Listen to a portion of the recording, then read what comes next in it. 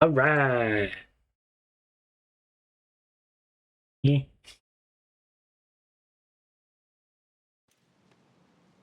Okay. You here for the Joker?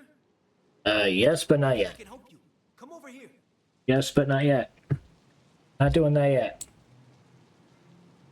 For various reasons, we're not doing that yet. Um, hey, what's up, Serge?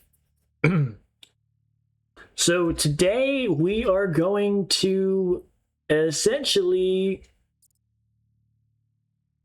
try and get every Wayne Tech chip I can because I need the upgrades. I need the upgrades badly. I also need skill bricks. If I could find skill bricks, that would be great too, but not necessarily a requirement. Um, so let's see here. Looks like I'm only missing. Oh, what am I thinking? I'm missing a lot more than just this. I need the towers. That's what I need. Okay. So the cool thing about this game, that it's free roam, there is. If you've played Arkham Origins, that's honestly the best way I could describe it. Looks like an emergency in the East End. Citizen is being held by bad guys. Approach with caution. Oh my goodness, I'm stuck on a ledge. Okay. If you played Arkham Origins, there were these towers you could hack into that would be essentially fast travel points. Well, we already have fast travel. So these towers are actually used to find the other collectibles. And it's honestly really easy to hack into. All you need is Batgirl. Once you have Batgirl, you're good.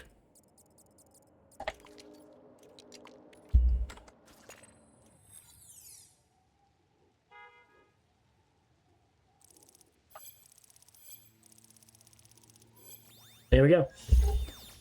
And just like that,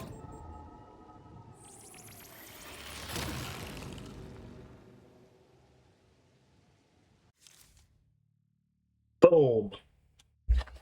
Every icon that's in East End has been revealed. So I'm going to do that in every single area.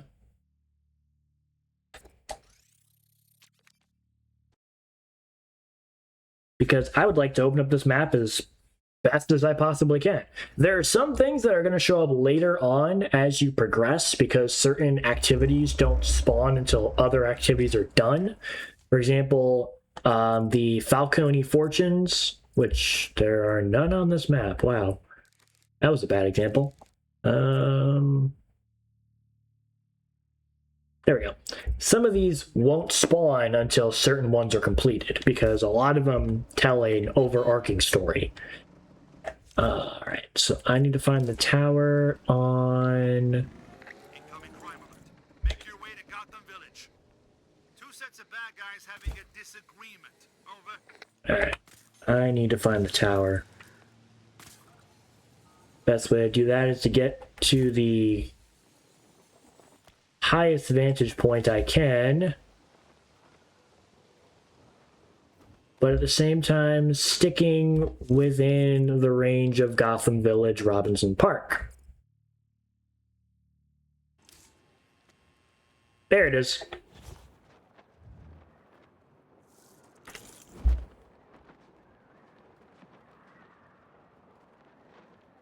And it's just easier to stay as Batgirl because you're going to be using her anyway.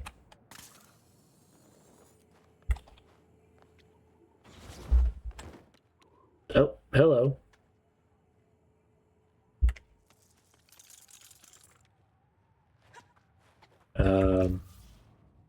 Is this an Easter egg? What is this here? I can't break it. It looks to be made out of Lego, and I can't break it. Strange. Alright. And just find the adapter. There it is.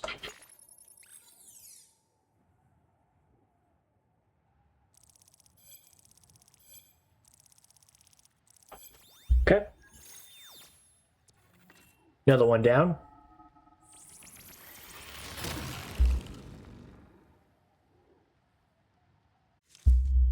And that tackles all of Robinson Park. So there's still Newtown to do, but like Central Island is split into 2 provinces. So I'm gonna have to go find the tower in Newtown as well. So fast travel there.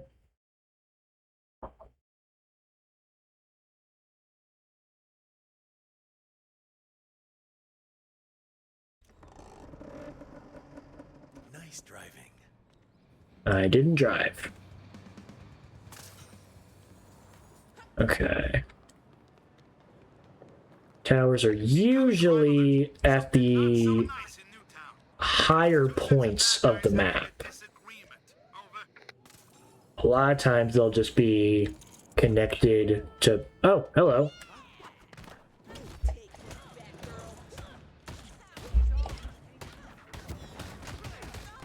Wait your turn. There we go. Cool. Got a Wayne Tech chip. Wayne Tech chip. That's one less Wayne Tech chip to find. That's helpful.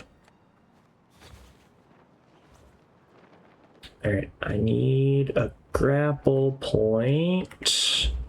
Alright, I see the tower. It looks like to get up there, I need...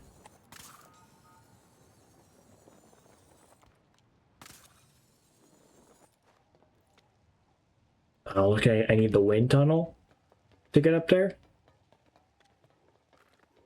Possibly? Yeah, looks like it. Alright. I need... Yaw. How do I get to that wind tunnel? Where is it coming from?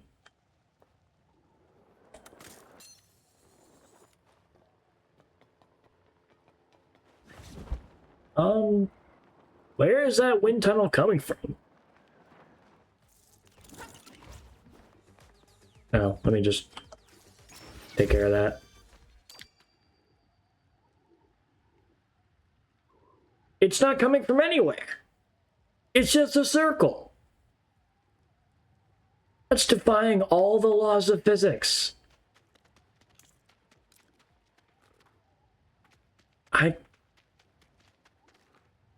Oh. Alright.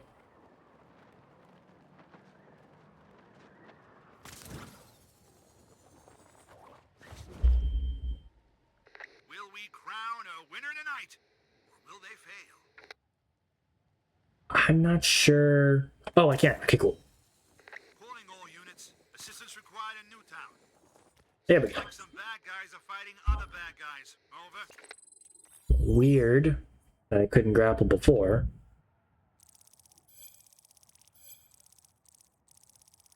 Got it.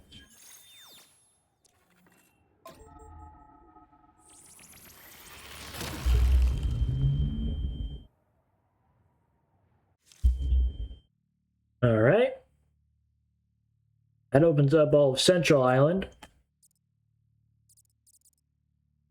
We got the cauldron. That tower's already marked. That's convenient.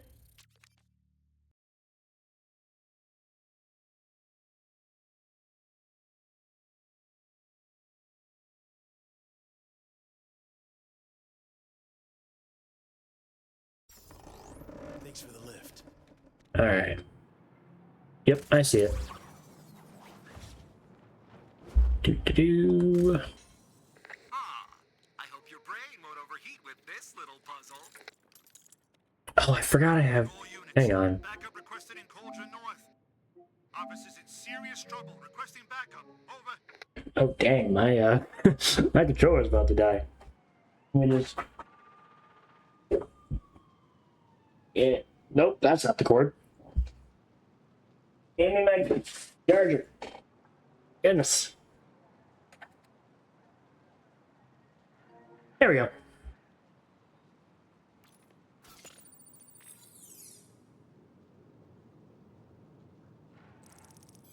Wasn't that low before, I swear. I don't know why it suddenly decided to just not.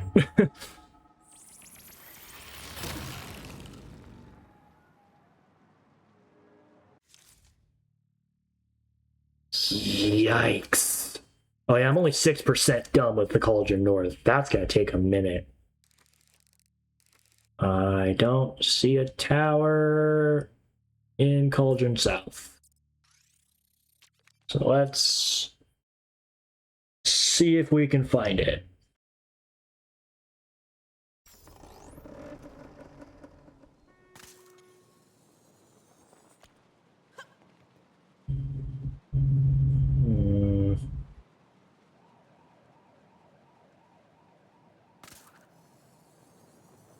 Oh, there it is.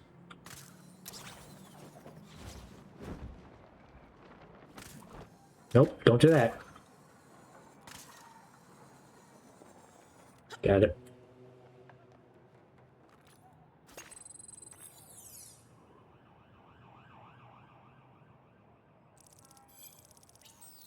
Ah, crap. Wow. Got it.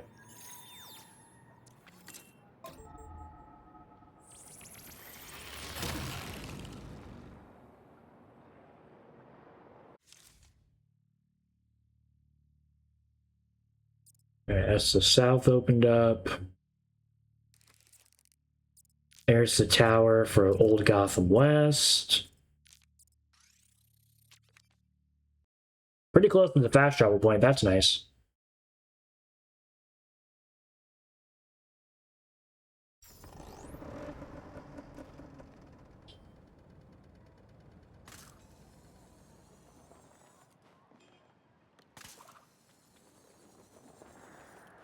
Calling all units.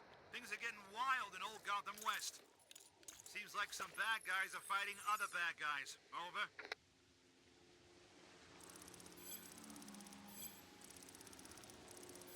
There we go.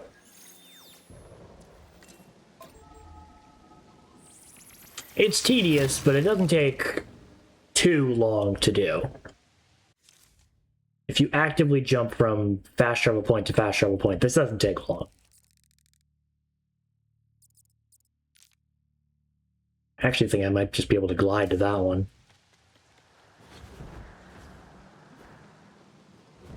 Purple stud. What? There we go.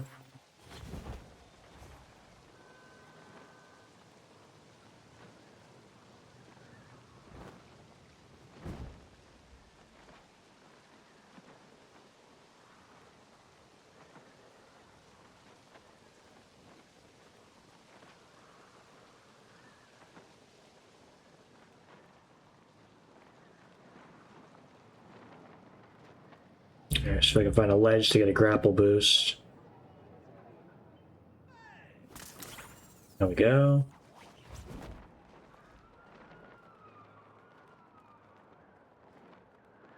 Realizing I've been going towards the objective. So at this point, just fast travel. Realizing I've been gliding to the wrong thing.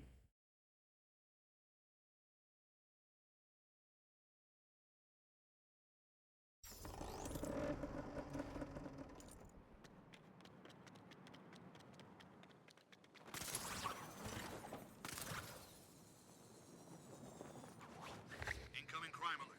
Anyone available head to Old Gotham North.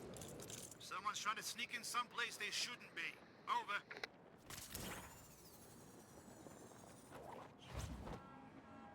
Oh shoot, I might be... Oh, never mind. We just barely got it.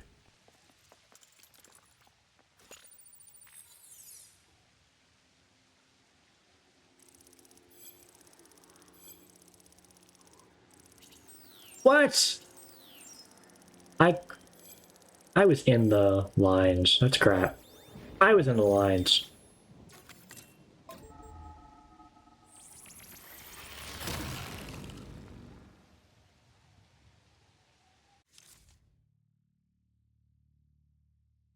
Alrighty. one more thing in South Island. One more radio tower in South Island to do. I'm just going to fast travel. Because there's really no point in gliding when fast travel is available. Just fast travel.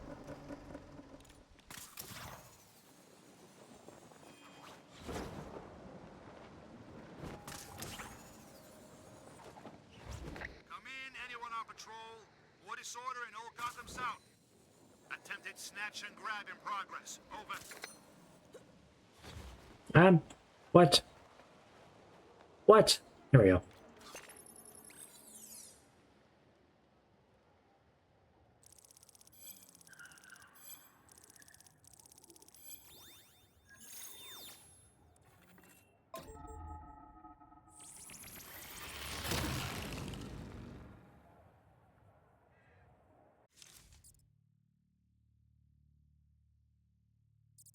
Good lord, we have a lot of stuff to collect.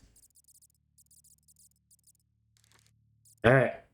One more island to go. And then we will have every radio tower opened up and every single collectible that we can get marked. And I'm going solely for Wayne Tech caches.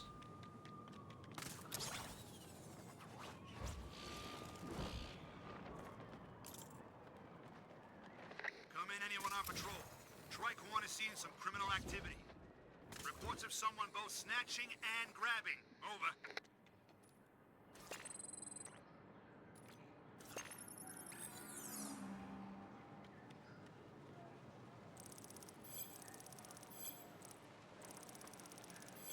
There we go.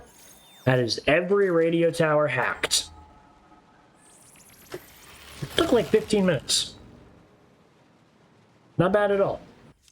Considering I went the wrong way once, not bad. Alright. And now to make this look a little nicer. Don't need that, don't need that, don't need that. Already got all those. Don't need that, don't need that, don't need that, don't need that. No. And good. There we go. And hopefully by the end of tonight's stream, every one of these will be gone. Let's start.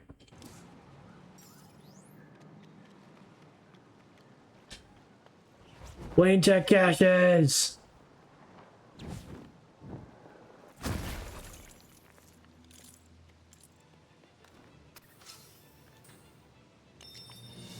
Just the kind of tech I need. Alrighty. Looks like there's two back-to-back over here. That's helpful.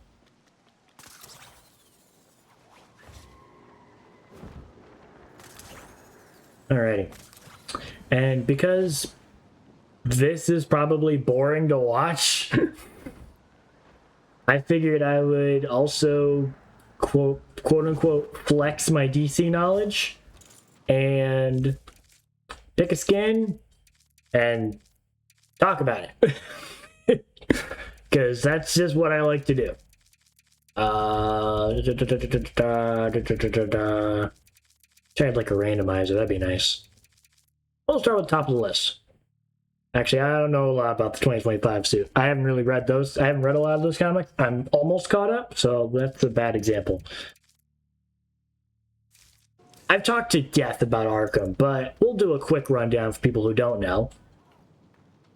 The Arkham games are made by the company Rocksteady, who actually did work on this game. But this suit specifically is the Arkham Asylum suit, so it's just based off the one game. A lot of the Arkham suit inspirations in this game are kind of pulled a little from City and a little bit from Night. So it's nice to see some Asylum love get its own suit. But if you don't know, Arkham Asylum is basically about Batman who is trapped on Arkham Island thanks to the Joker, who has taken over Arkham Asylum, letting out every single criminal and just basically turning it into a madhouse. Without spoiling anything, because it is genuinely a really good game. Without spoiling anything, Joker puts together a team of villains and rogues and just kind of anyone who wants Batman dead to essentially kill Batman. Kind of. It's basically it.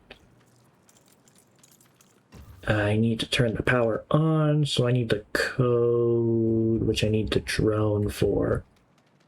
Where's the window?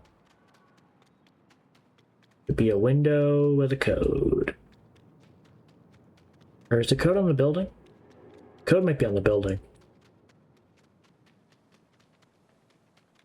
Yeah, I think the code's in the building. Let me go see. Do I need to... There we go. There it is. There's the code. Okay. Incoming crime alert. Looks to be taking place in Tri-Corner. Hostiles are menacing a citizen. Please inform them that's illegal. Over. Yeah, so the Arkham Asylum suit. That's basically the Arkham Asylum game. Again, I don't want to spoil anything because it really is a fantastic game. And in my opinion, what put Batman games back on the map. Like, Arkham City is still my favorite Batman game, but it wouldn't exist without Asylum. So, kind of got to give credit where credit's due. On the other hand, though, it does have a pretty weak twist, in my opinion. There's a couple cool fake outs, but the twist that Arkham Asylum has, it's predictable. It's very predictable. I'd say the only reason it could be seen as a twist is if you've never played a Batman game. Like, or just never knew Batman. That's honestly it. The main plot is pretty easy to guess. Especially once I said that Joker takes over the asylum. Like, that's it. That's basically it. But the main plot, like the twist that they have set up, pretty easy to guess. Oh, I missed. I missed. Let me grapple up there. This is dispatch. Incoming crime alert from Tri-Corner. Stealth kill. Reports of an attempted break-in. Or stealth takedown, because Batman doesn't kill.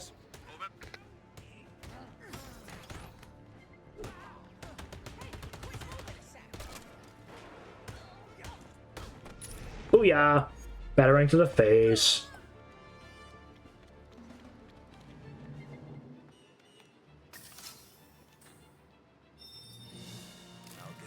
Out of this. And then, actually, I think I actually have her wearing her Arkham suit, too. Yeah, I do. So this is the Arkham Trilogy suit. Now, this one's interesting. So Batgirl in the Arkham franchise, at least for the first couple games, she's known as Oracle. Because this is after the Killing Joke. If you don't know what the Killing Joke is, Joker essentially paralyzes Barbara Gordon, shoots her in the spine. It's a very dark and graphic storyline. One of the most iconic storylines of Batman and Joker, because the controversial ending of if Batman actually kills Joker or not. Like, it's a very dark and not at all for kids comic book. And it is one of the most infamous, I don't know about infamous, it's one of the most hated DC animated projects because it is not faithful adaptation at all. In my opinion, and various other people's opinions,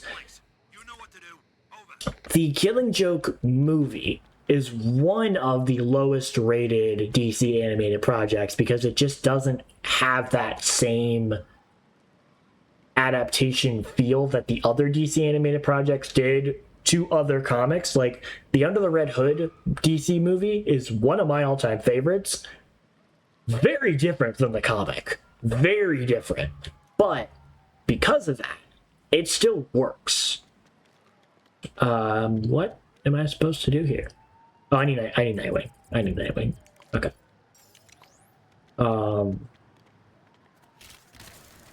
But essentially, so the Killing Joke puts Barbara Gordon in a wheelchair, paralyzing her, and she becomes Oracle because she can't be Batgirl, she can't be on the streets helping out Gotham, so she's behind a computer. And a lot of people could argue that she helps Batman more as Oracle than she does Batgirl, because a lot of times she is able to find stuff that the world's greatest detective can't find, and it's kind of hilarious sometimes. Okay, there we go. That was easy.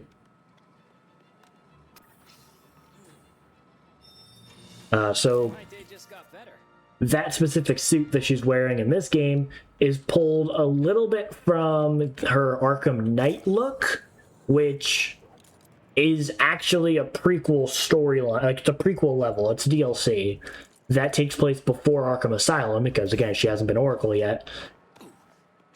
And I think... walked into electricity. That's not good. I think a little of Arkham City... I don't think she's playable in Arkham City. She might be.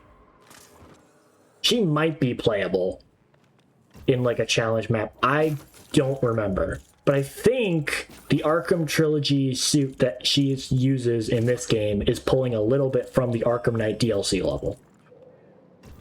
How much it's pulled, I don't know. But I do know that that is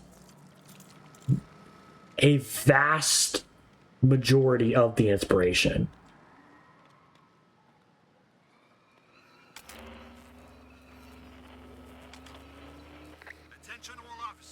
When am I supposed to... Okay. Okay. So then I have to...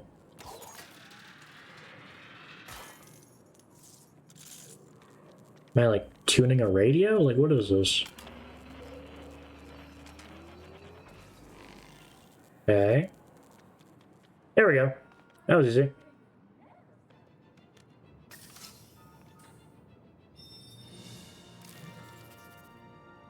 I think I actually am wearing the Arkham Trilogy suit for... Oh, no, I'm not. I'm wearing the animated series suit for Nightwing because I just love the animated series suit. God, I could talk for hours about the animated series. I don't think I should. The animated series is one of, if not the... Like, I don't know if it's... I don't know what the opinion is for the animated series anymore, because a lot of times I'll hear people talk about it and be like, it's such a great show, and then I hear a lot of people be like, it's okay, it didn't age well, or whatever. I disagree with that statement entirely, but a lot of consensus is that it just doesn't have... The hell? I sink? There we go. A lot of the consensus is that it just doesn't have the same, like, charm that it did have when it came out. Because there's been so many other Batman projects that people start seeing some of the cracks. And while that's a valid point, because again, it is 20 plus years old. You're gonna see some aging in that. I don't agree with that it didn't age well. That I disagree with. Kevin Conroy was Batman, Mark Hamill was Joker. I'm gonna butcher her name, I feel bad, but the one who played Harley Quinn. Speaking of Harley Quinn, didn't exist before the animated series. So the fact that she is a prominent character in current DC media, you have the animated series to thank for that. That is the first appearance of Harley Quinn. With an exception of in a DC annual comic, I think there was like Harleen Quinzel, but I don't think she had much of a persona, like a character arc at that time. I really do think animated series is what like defined her as a character. But yeah, the animated series was incredible, and if you have not seen it, highly recommend it. It's not an origin. It's not an origin for Batman. A lot of TV shows, a lot of DC shows nowadays, their pilot episodes or their first seasons are almost always origin stories. The animated series didn't need to do that. We knew who Batman was, and if you didn't, you were gonna learn. That was kind of it. You were given very little context for some heroes or some villains. You were given maybe 1 or 2 lines of dialogue of like exposition for a character that you didn't know about beforehand. But aside from maybe 2 or 3 flashback episodes, not a lot of origin or Batman. But again, you could argue you don't need to. You don't need it. And where am I going? Is it below? No, it's definitely up there. Oh, there it is. I see it. Okay.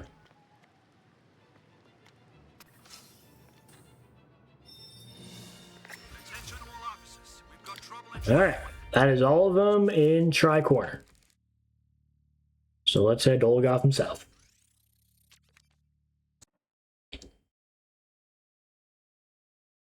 Do.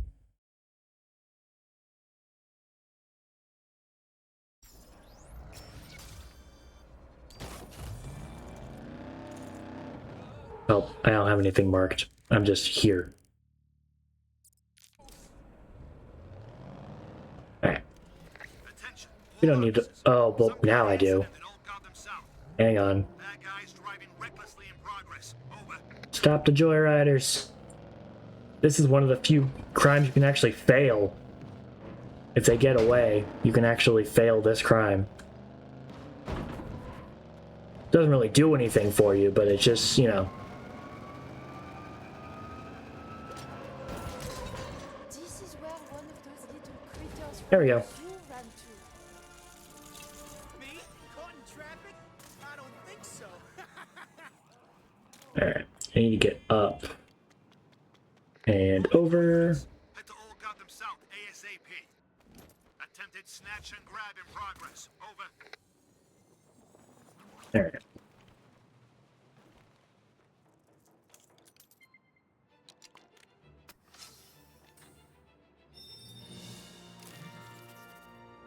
Alright. Moving on. Arkham Trilogy is just the rest of the Arkham games. I didn't watch Batfam. I didn't. Wasn't really my thing. Batman and Robin! Yeah. I've stated my opinion on the movie, but I also don't want to turn anyone away from it. There are a few projects that I'll be like, oh my god, this was awful, do not waste your time watching it. There's a level of joy that you can get out of Batman and Robin. It's just not... It's not what you would expect. It's very... Calling all units. Head How do to I get in Old there? Gotham South ASAP. There's a fan Suspect taken here. enter summer using non-traditional means. Can I, like, break with a battery? No. Oh, I see. That. There we go. Now I can go in there.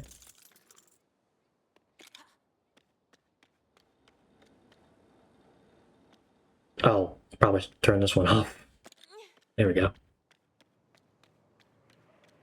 But yeah, Batman and Robin isn't like it's not the worst thing we've ever gotten. Actually, well,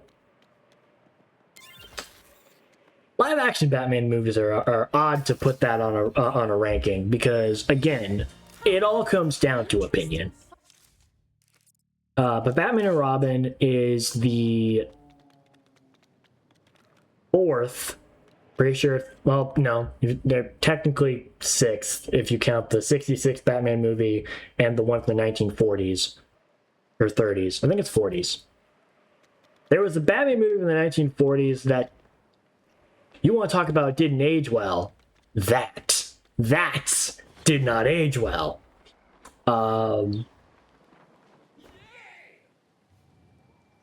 Oh, there's a brute down there. I don't want to leave you standing.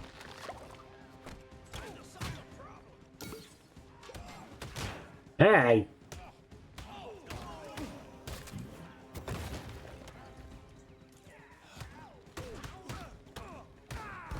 That all you got? Come on. Not to linger.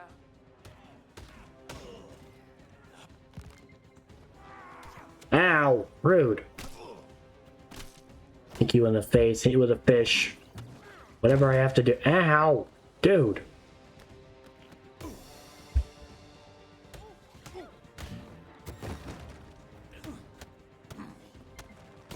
Ah, jeez.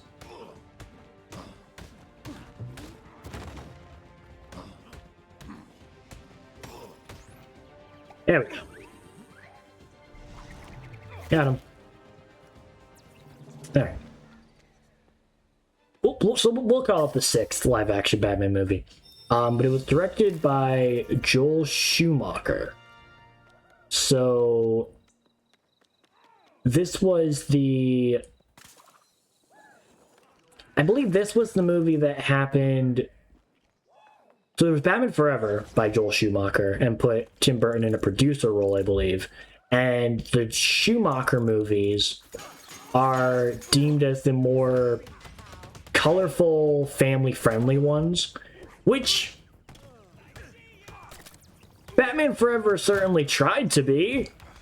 I mean, it was definitely colorful. I wouldn't necessarily call it family-friendly, but it definitely was a more colorful and comedic tone for Batman, as opposed to his other two movies, the Batman Keaton movies, which were just titled Batman and Batman Returns. Those were not for kids, and I don't think a single kid didn't see it. I think if anyone watched it, it was kids. It wasn't for kids, and somehow kids saw it, be included. But Batman and Robin was meant to be a over-the-top, colorful fever dream of a movie, and boy, was it one. Featuring George Clooney as Batman, and I know just saying that out loud makes Batman fans want to, like, punch me in the face, and I totally understand that. A lot of people don't acknowledge George Clooney as Batman, but it was a thing. It happened. I mean, it's not something we can just pretend doesn't exist. There are certain things we can. That is not one of them. Especially since this game doesn't like let you forget it. But regardless, the George Clooney was Batman. What is order in Old Gotham South? I'm blanking on who plays Robin. That's gonna bug me. Ah, man, who played Robin in Batman and Robin? They'll come to me later. But it also featured Arnold Schwarzenegger as Mr. Freeze, which already that is a win in my opinion. He was so funny. He was so funny. And I think he's the reason why modern day Mr. Freeze is like how he is. There are a few versions of Mr. Freeze out there. The animated series one, not like Batman and Robin at all. Animated series Mr. Freeze is dark, brooding. He has a very heartbreaking backstory. Batman and Robin, Mr. Freeze makes puns pretty much the entire movie. 2/3 of the movie, he makes puns. All of them Freeze related, because of course. But the Batman and Robin movie consists of Batman and Robin. So there's different plot lines, but the gist of it is it's Poison Ivy, played by Uma Thurman, I believe. No, not Uma Thurman. No, yeah, yes, Uma Thurman. I'm just gonna Google it. Who plays? I think Uma. Batman and Robin.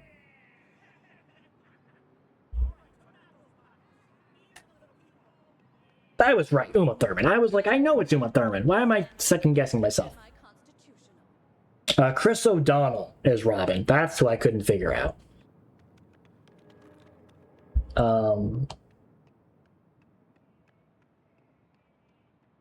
But basically, it's a team up movie. Batman and Robin team up to take out various bad guys. Bad guys being Mr. Freeze, Poison Ivy, and well, Bane's in the movie, but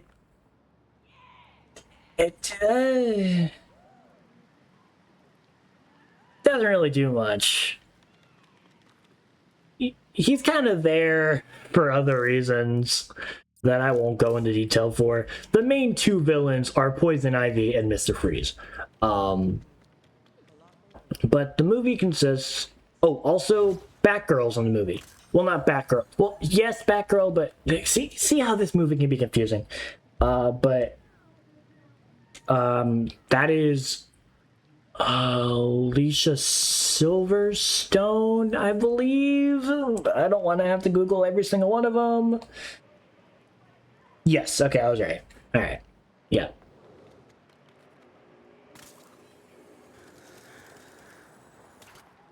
But essentially, telling the main story, Mr. Freeze is trying to find a cure for his wife, Nora, who is taken on a disease that is essentially killing her as well as keeping her alive at the same time. It's a very complicated storyline, but he's essentially wanting to freeze all of Gotham for reasons. I'm stuck. And it's come to the point where obviously Batman and Robin have to step in and take it and stop him for it. But it is such a convoluted movie. There's so many different plot lines, and there's a lot going on as well. Like, it would be so simple if it was just Batman and Robin are trying to stop Mr. Freeze, but also Poison Ivy's there. Also Bane is there. Also Alfred gets sick, and it happens to be the same thing Mr. Freeze's wife has. So the cure is now in need for both people. Also, Robin is trying to be more of a team player. Or not team player. He's trying to be recognized as more than just a sidekick. Also, Alicia Silverstone's Batgirl is also in the movie, and she has her own role. There's so much going on, and it is a 2-hour movie. It's so many different plot lines, so many different things that could have been saved for multiple movies, and instead they crammed them into one. It's nuts. Also, there's a Batman credit card. I feel like that's worth mentioning.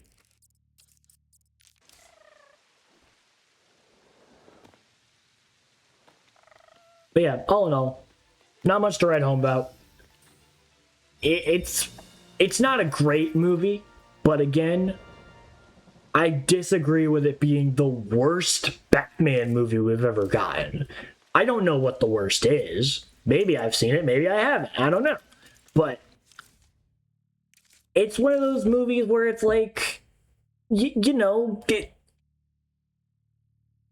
you have a laugh with it. You enjoy what you watch. It's It's a Batman movie. Don't take it too seriously. Like, it came out in the 90s. This is before Batman was taken seriously. This is before Christopher Nolan's Dark Knight trilogy, which, well, honestly, we can talk about next. But it's just, it's just it's a fun movie. It's a joke, honestly. It's not meant to be taken seriously. Granted, I would argue no Batman movie is meant to be taken seriously. I feel like even Robert Pattinson's movie, as much as it is a thriller noir take on Batman, still a guy dressed in a bat suit. Like, I don't think it's meant to be taken seriously. Are there serious tones? Sure. Is Paul Dano incredible as the Riddler? Absolutely. But again, I don't think it's it's a Batman movie. You know what you're gonna get from that. But I'm not wearing that suit. I'm wearing the Christian Bale suit. This is Batman Begins, which was the first of the Nolan trilogy, and Nolan is the only one to have a trilogy. Burton was close. Burton was very close, but Batman Returns did not, ironically, return the amount of money that it would need for him to stay as director. Had Batman Returns performed as well as Warner Brothers wanted it to, and Tim Burton had directed his third Batman movie, I think the Batman franchise would be very different moving forward. Because without Batman Forever, without Batman and Robin, multiple characters would not be as defined as they are. Like, Batman Forever introduced the world to Riddler. A lot of people didn't know who Riddler was. And me included, actually. But a lot of and Two-Face too. Two-Face showed up in Batman Forever, but he was fine, I guess. He wasn't great. I mean, I personally did not like him as Two-Face at all, but that's neither here nor there.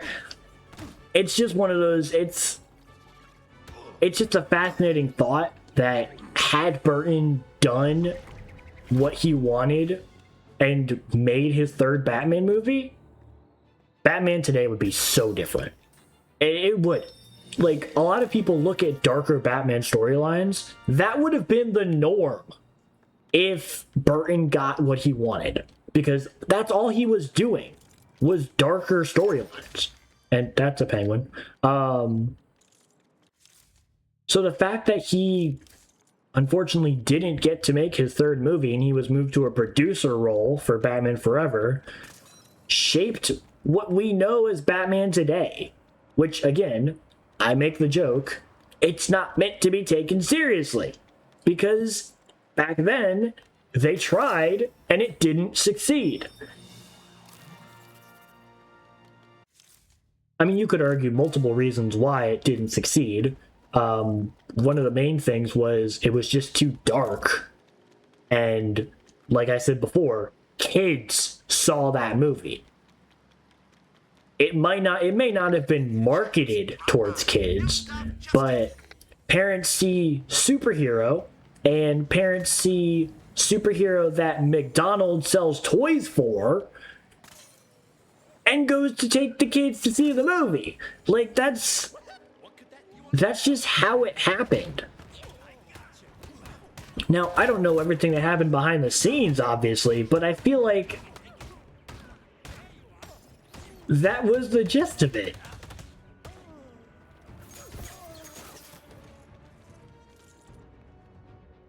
Oh, I think there's one guy left.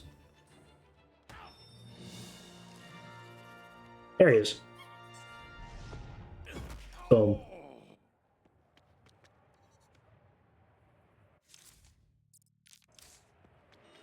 But minor rant aside, Batman Begins soon. It's have not talked about the Nolan trilogy at all, yet I keep bringing up Burton. What am I supposed to do here? Is it? Oh, I see. This is Catwoman. I just gotta find... Oh, no, wait, no, it's not. I just have to build it. Oh, this is Nightwing. Oh, wait, no, this is Catwoman. This is Catwoman. Alright, so then I'll stand here, and then...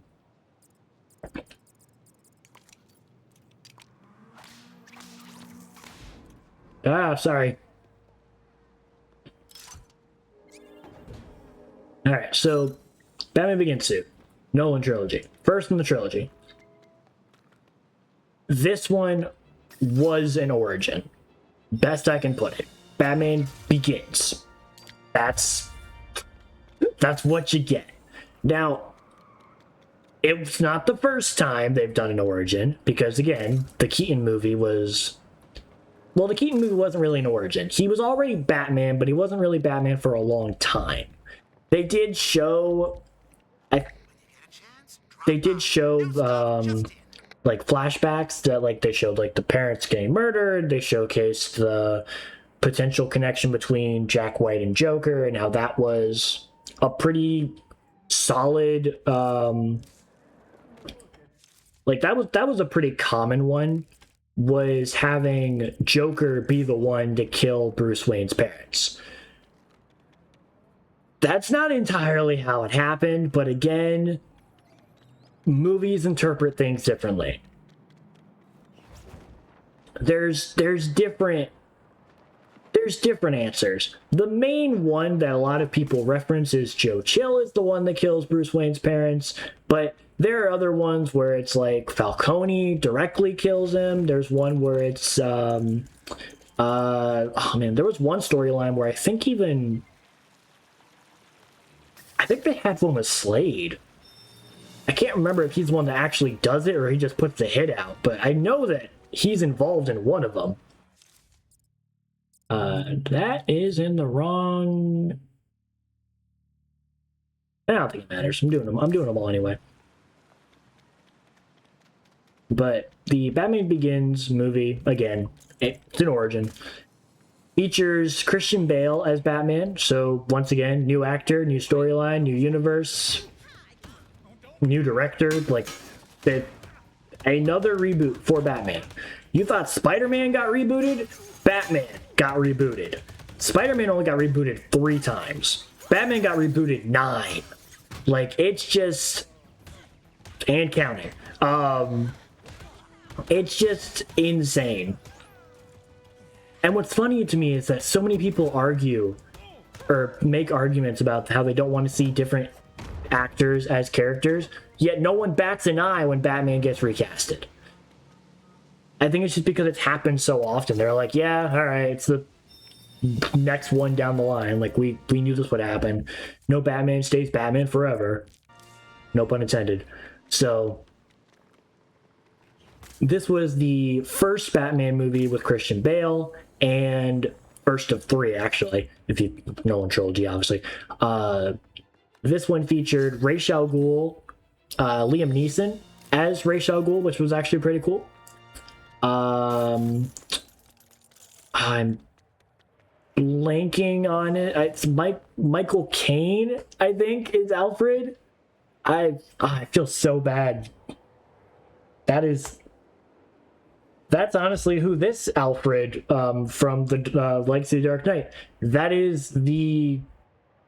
That's the Alfred they're pulling inspiration from, I feel, is the one from Batman Begins. Michael Caine, that was right. Okay, cool. And also features Scarecrow, who doesn't really do a whole lot in this movie.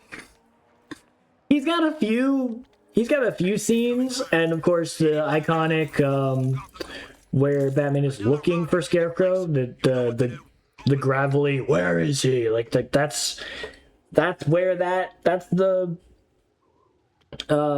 context of that one. But other than that, Scarecrow doesn't really do a whole lot in this movie. The main villain is mostly Liam Neeson's Ra's al Ghul. Morgan Freeman is Lucius Fox, and to my knowledge, the only live-action Lucius Fox we've ever had. I can't remember if there's a Lucius Fox in Robert Pattinson's Batman. I don't think there is. I'll have to rewatch it. Peekaboo. But yeah, really good casting. Morgan Freeman does a great job as Lucius Fox, but that's a whole different conversation.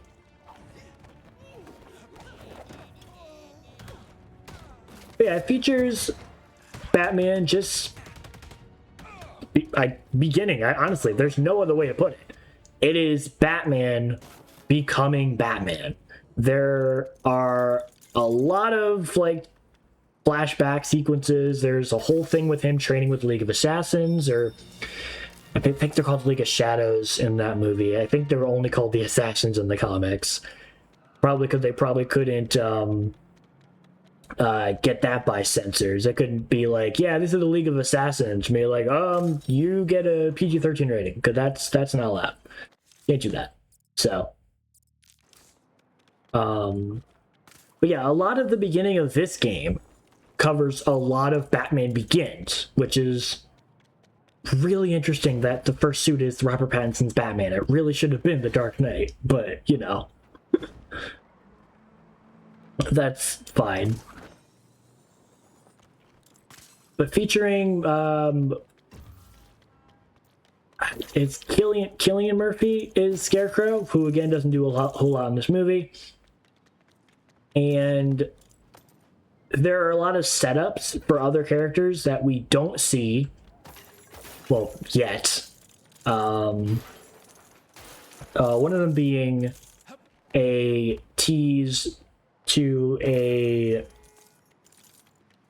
Two-Face that we don't get yet. We will, but that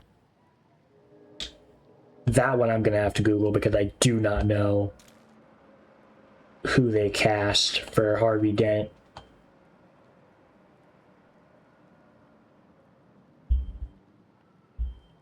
Yeah, that one I might have to Google later, but what am I doing here? Pulling levers, I think. Oh, Nightwing. Got it.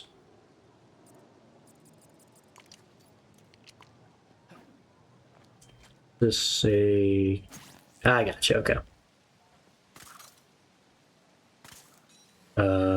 Glitch? That was weird. Another disturbance in Old Gotham North. Bad guys have managed to capture a helpless citizen. Over. Okay, I need to charge the battery. So gotta bring it over here. Then power it up. That charges the battery up. So I can use it. Plug that into there. And then the last switch is right over here. There we go. Wayne Tech Cache.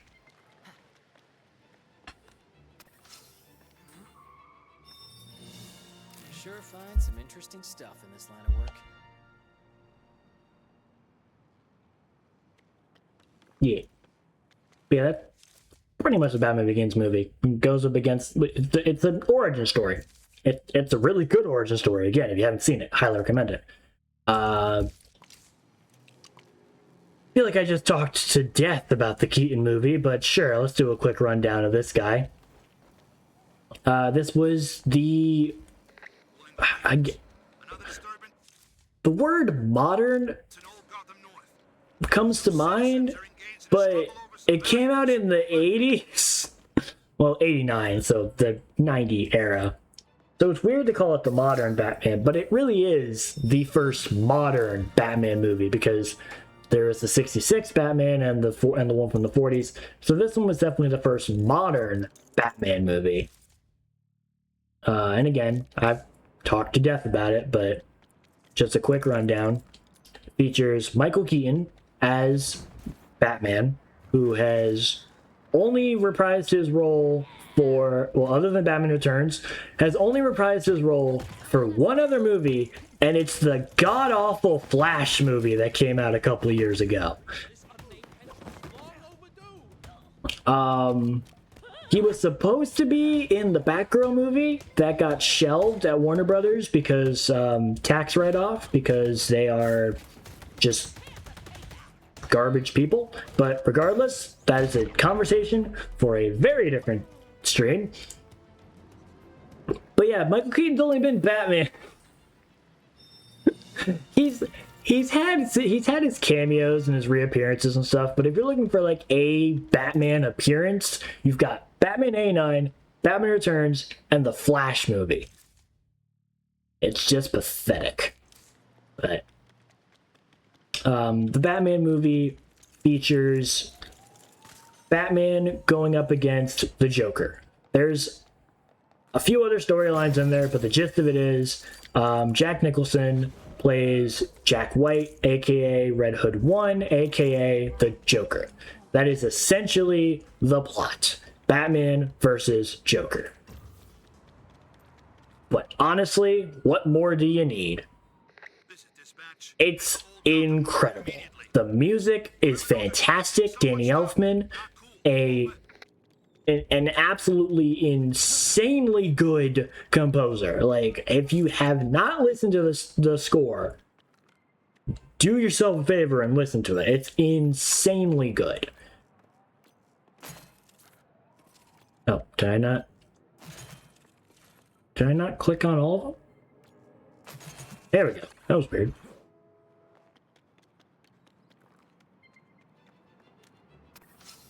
But yeah, it's Batman versus Joker. No other villain, no other major villains in the movie. It is just Batman versus the Joker in various locations.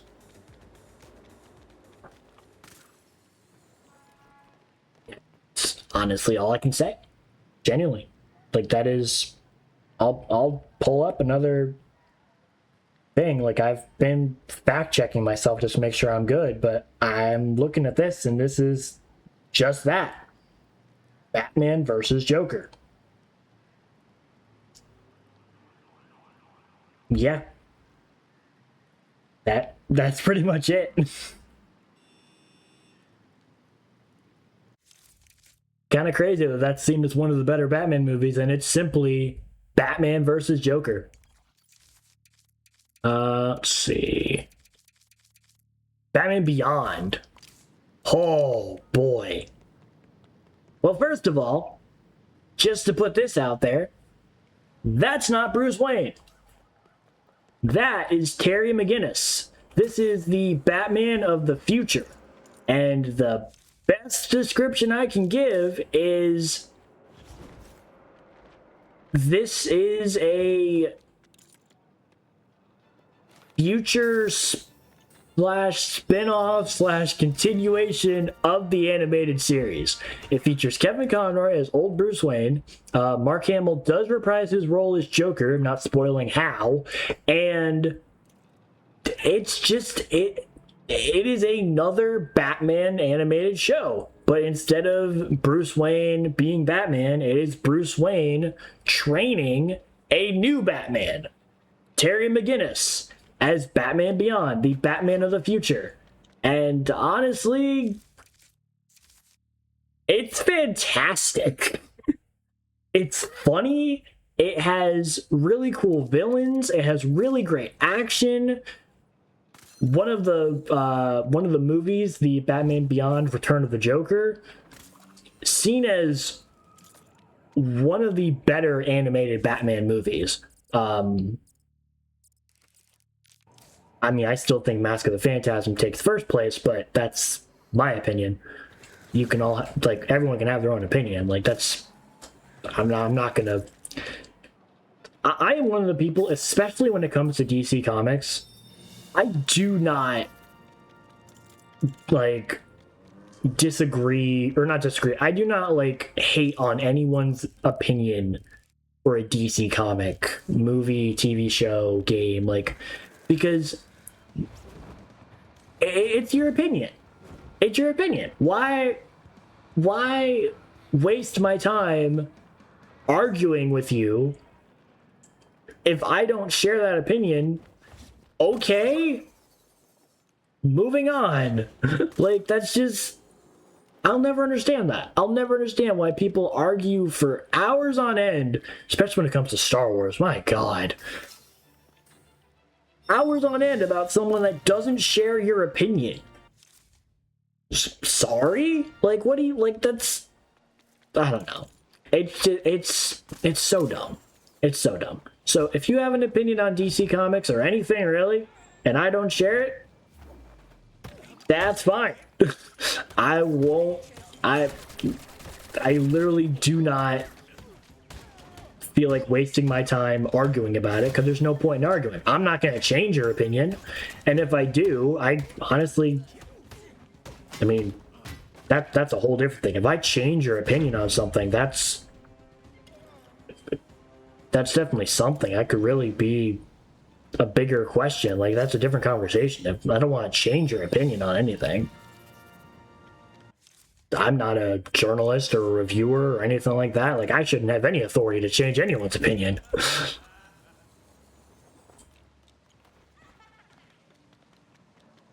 But it's just me rambling again, so we'll switch to a different suit. Batman Ninja. Okay.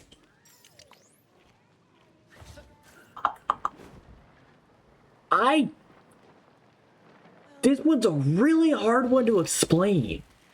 So there was an animated movie. I don't know if it classifies as anime. Genuinely don't. I feel like it does, but I don't know. Warner Brothers doesn't really do anime, with the exception of a few like property crossovers. But I don't know. It just feels weird to call it an anime. Do they call it an anime? Let me say Batman Ninja.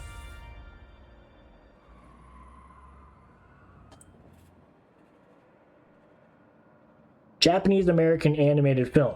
So it's anime style. But I don't think it technically is categorized as an anime. But it's insane.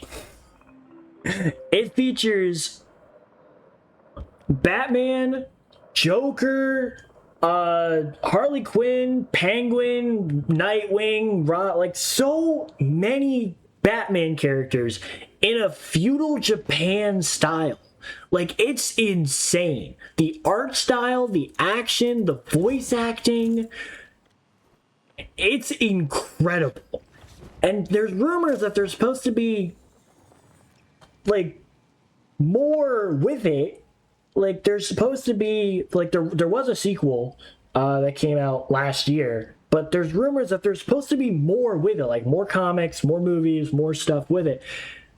And since the sequel dropped last year, we've heard nothing. So I'm really hoping that they're just saving it for like when there isn't much to do for Batman. Like Batman's got a lot on his plate already, I feel like.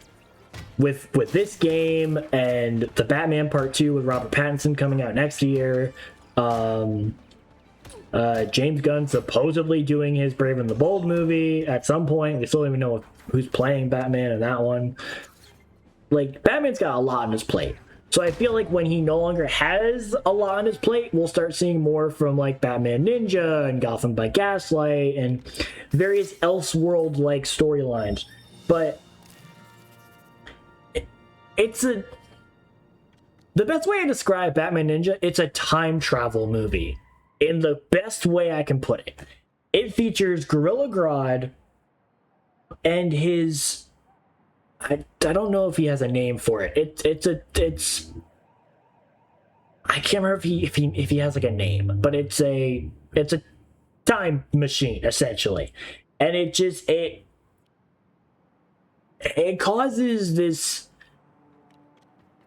displacement or whatever that brings those characters to like an ancient Japan time period. Like, it's wildly difficult to explain, honestly. I'm looking at the synopsis the best to fact check as I can, but even the synopsis isn't giving me a lot.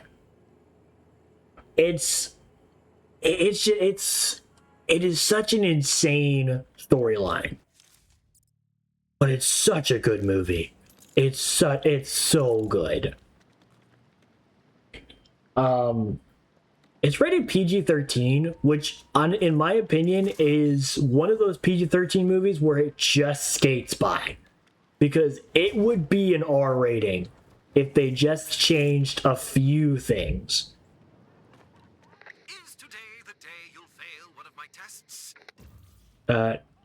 No, I'm looking for the Wayne Tech cache. I'm not doing this right now, Edward. Not now. Later. There it is. Okay. But yeah, Batman Ninja, great movie. Fantastic storyline. The action's incredible. The animation's insane. Like, it's just so good.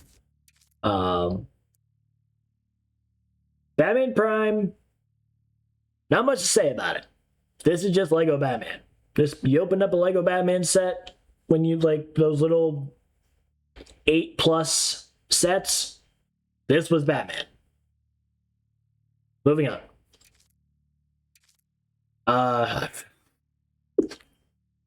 I've already talked about the animated series.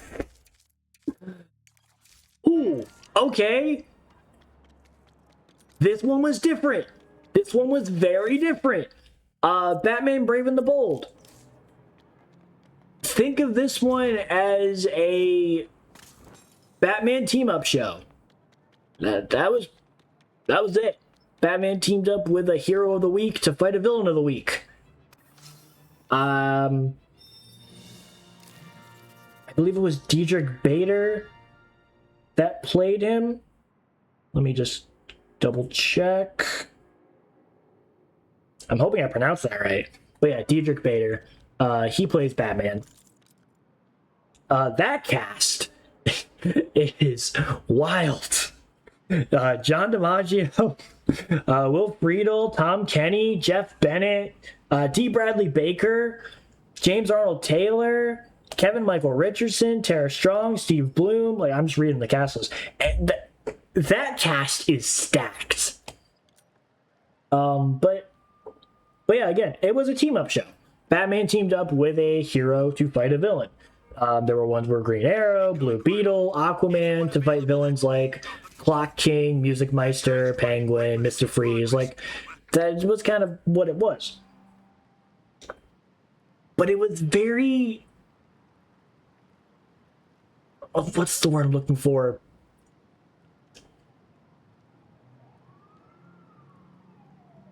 It wasn't as grounded as Batman normally is. The animated series was... The technology that he had was very low tech. He didn't have a lot of the like fancy gadgets. There were a few episodes where he would have a really cool gadget, but it would be like a big deal. Like, he would design a gadget for this exact scenario. Brave and the Bold was the exact opposite. This dude had a utility belt and he was gonna use it. This utility belt had any gadget you would think of. He had it. A bat claw, a bat grapple, which were two different things, explosive spray, smoke bombs, a jetpack, night vision goggles, x-ray goggles, super speed boots. Like, this guy had everything. This was one of the Batman that I think started the whole if Batman has prep time, he wins meme, because this is the ultimate prep time Batman. He had everything in his arsenal, and he had all the time in the world to learn how to use it. Like, it was insane. Old Gotham West is in danger. Appears to be a break-in of some Also kind. features one of the catchiest theme songs, which I can't play, obviously. I'll get copyright strike like out the ass. Like, it I doubt I could play it, even a second of it. But go look it up. Batman Brave and the Bold theme song. It is one of the catchiest. There's no words, but you don't need words. This is back in the day where theme songs were all music, and it was phenomenal. There was no sing-alongs. There were no need for words. It was Batman. It's all you needed. It was great. I will give a Look around. One of the zoo animals should be here. before switching to a new suit, I will say that one of the most iconic and one of the things I can like vividly remember is whenever I think of Batman Brave and the Bold, I always think about I forget who plays him. I'm just gonna Google it real quick just to see who plays. Where is Aquaman? I see like so many other people when I don't see Aquaman. Batman Brave and the Bold, Aquaman. Who plays Aquaman? Oh, it was John DiMaggio. I should have gone with my gut. Oh, right, because he's not credited as Aquaman. He's credited as Arthur because that's his name. I should have gone with my gut. But it's a vivid memory for me. But Aquaman in Batman Brave and the Bold would always go outrageous, and it stuck with me. It stuck with me. Also, upon looking at the cast list to see who plays Aquaman, I genuinely did not know so many people were in this show. Will Wheaton is Ted Kord. Alan Tudyk is the Flash. John Wesley Shipp is Eobard Thawne. That is so funny. That is so funny, considering he is also in the CW Flash. Also in the original Flash too. Like, he's in the original Flash TV show from the 90s. So that's really funny. But yeah, Batman Brave and the Bold, great show. Highly recommend. I recommend any Batman show, honestly. I don't think a single Batman show I don't recommend. Black Lantern. So this one has a couple lore drops. Will our contender pass the challenge?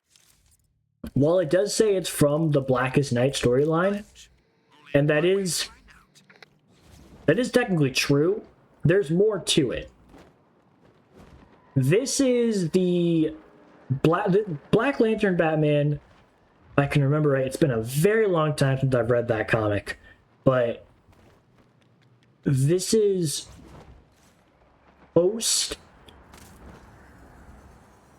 Is this post Necron? Let me just look up Batman Blackest Night. I'm pretty sure.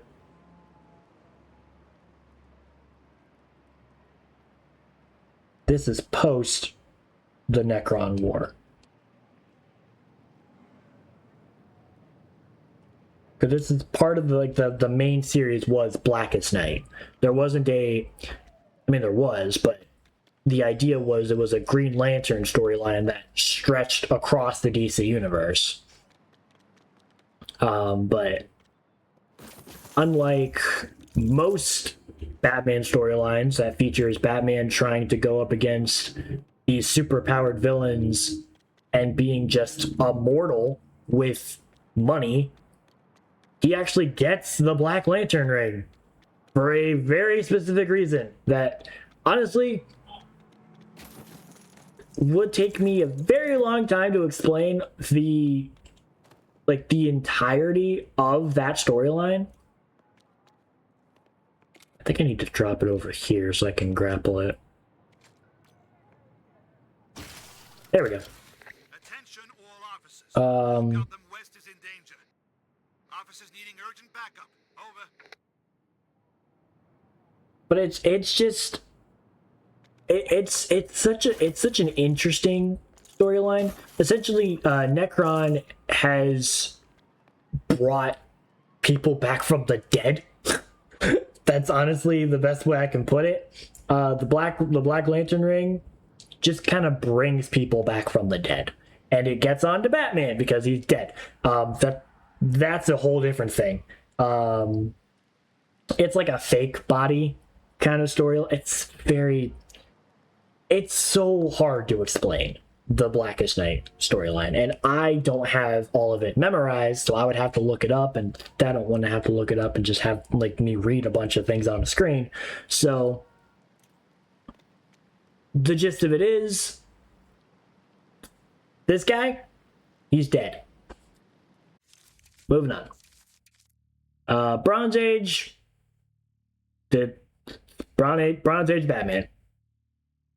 This is Batman from the comics of 1970, 1985. It's just, honestly, there are multiple storylines I could talk about, but it's just a comic suit. This is just a comic suit. I think this is just original to the game. Dark Knights of Steel, I did not read. I don't know a lot about Dark Knights of Steel. Dawn of Justice. Alright, let's talk about it.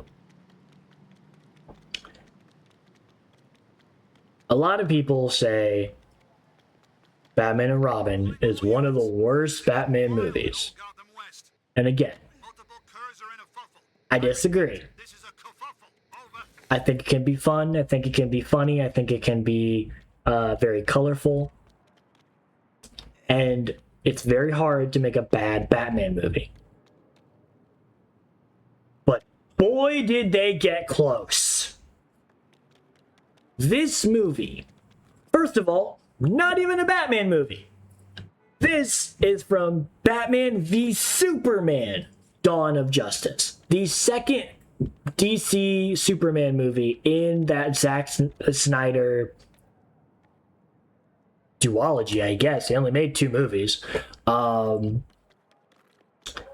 It features Henry Cavill reprising his role as Superman and Ben Affleck debuting as Batman. Not Christian Bale.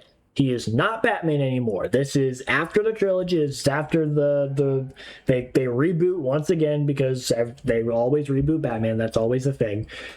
And they cast Ben Affleck as Batman. He's not bad as Batman, but if you wanted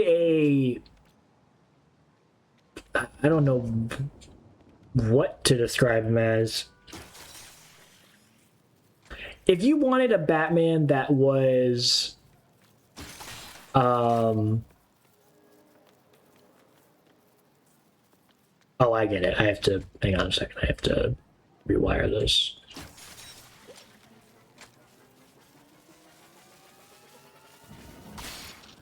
Okay. So I need this one here.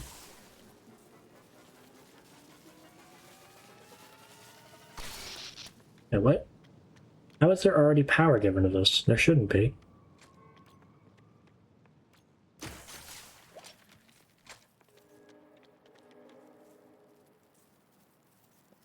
Okay, I need one. Oh, I get it. Okay, hang on. How do I take this off? Can I take it off? There we go. Okay. So starting at 2. How is it already starting at 2? I didn't put the battery in.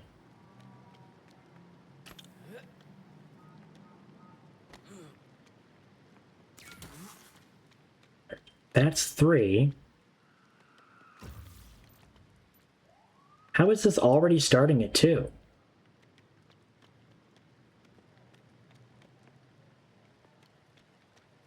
Oh, well then it's just one connected. That's all it is. Oh, well, that's annoying. All these other batteries aren't even needed. Okay. Alright, so I need to connect.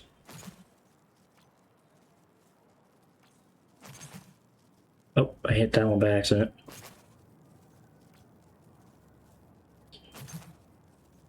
I think that's good.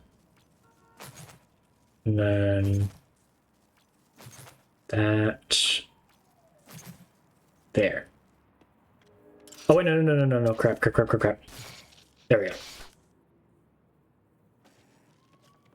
Oh, I guess I got that one wrong. Okay, try again. Good. Nice. Alright, cool. This is honestly one of the movies I don't need to look up to fact check, because I will never forget how boring this movie was. This movie is so boring. It really is. It's not a bad movie. It's a boring movie. And it's so... It has its moments. It does. Ben Affleck as Batman has his moments. There's a scene where he's taking out a bunch of bunch of like Lex Luthor goons in a warehouse to try and find Superman's mom. It's straight out of Arkham. It's so good. The choreography is insane. It definitely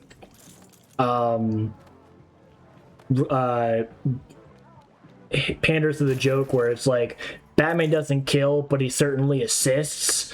Like, this Batman was breaking people apart. Like, this Batman is brutal. But it's not a great representation of a Batman versus Superman movie. It's trying to be so many other movies in one. And everything I'm about to say is true. Everything I'm about to say is in this movie.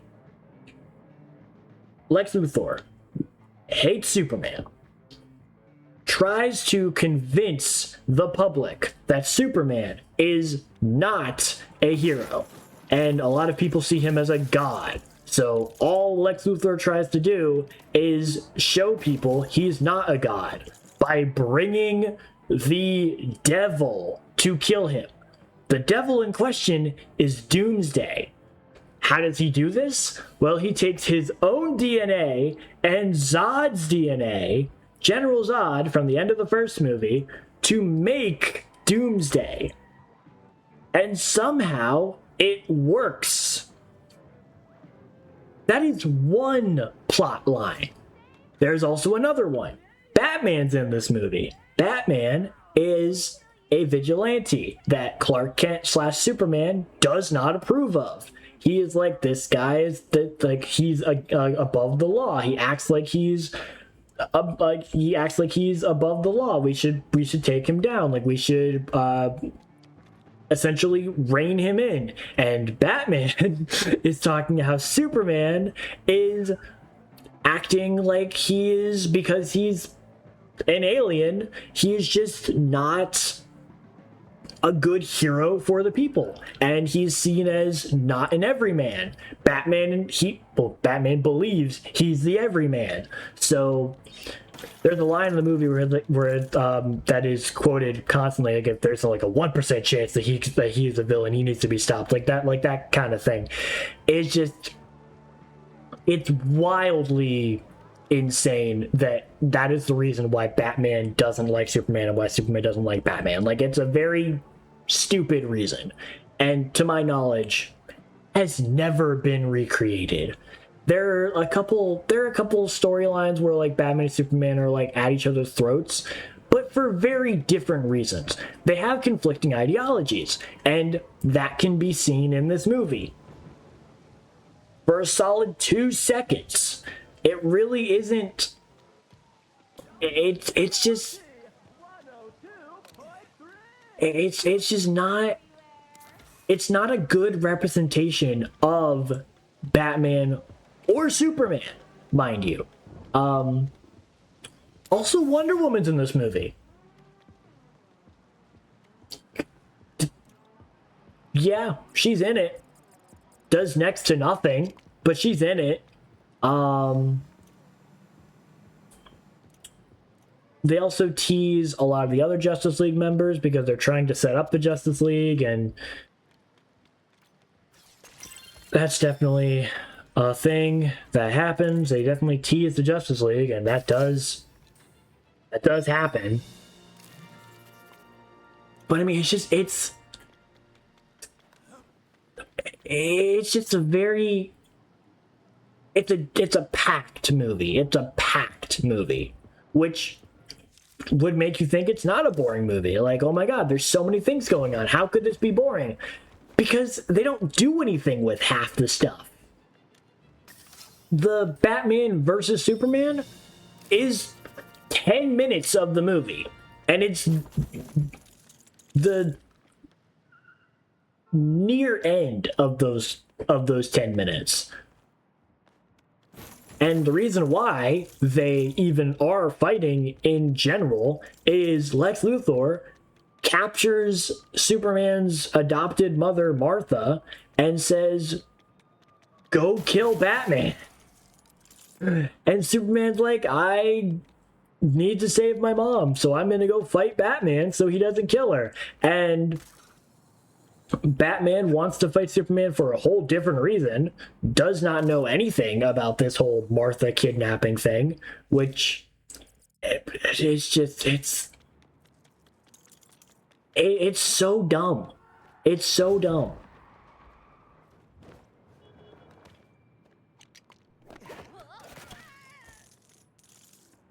There isn't a lot to the movie, which is disappointing considering what it advertises. A lot of it seems to pull inspiration from Dark Knight Returns, which is an incredible comic written by Frank Miller that does feature a Batman versus Superman fight. And spoiler alert, Batman won that fight. There are quite a few iterations of Batman versus Superman, and some of them are like a stalemate, or some of them are like Batman would surrender, or Superman would surrender, or another villain would come into play and interrupt the fight. That is one of them where Batman just straight up wins. And in this movie, I guess technically Batman wins, because he's not the one that died. It's just, it's a nothing burger. It really is. It's a nothing burger. It's a boring movie. It just is. I saw it in theaters, Incoming crime alert. like near opening night, I believe. I saw it with my cousin and my sister, and we all left that movie just confused. Like, we were just like, what was the point of any of that? And don't get me wrong, I am not like hating on Zack Snyder's ability to direct a movie. He can direct a good movie. He just wasn't given, like, this just wasn't a Batman versus Superman movie.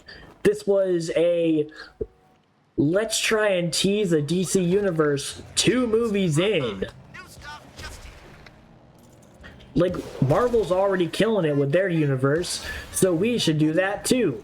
Oh, we only have 2 heroes introduced? That's fine. We can introduce every single hero in one movie. That won't be a problem. And it's just, that's exactly what it is. It is a trailer for a bunch of movies that some of them don't even happen. We don't get a Cyborg movie. We don't get a Green Lantern movie. We get an Aquaman movie. But like so many of those things don't happen. We do get a Flash movie. very late into the Snyderverse game, like very late. It's one of the last ones to come out. But yeah, it really does feel like that movie, Your brain won't overheat with this little puzzle. it's just nothing. It does not, it doesn't add to anything, and that's why I think it's just a boring movie.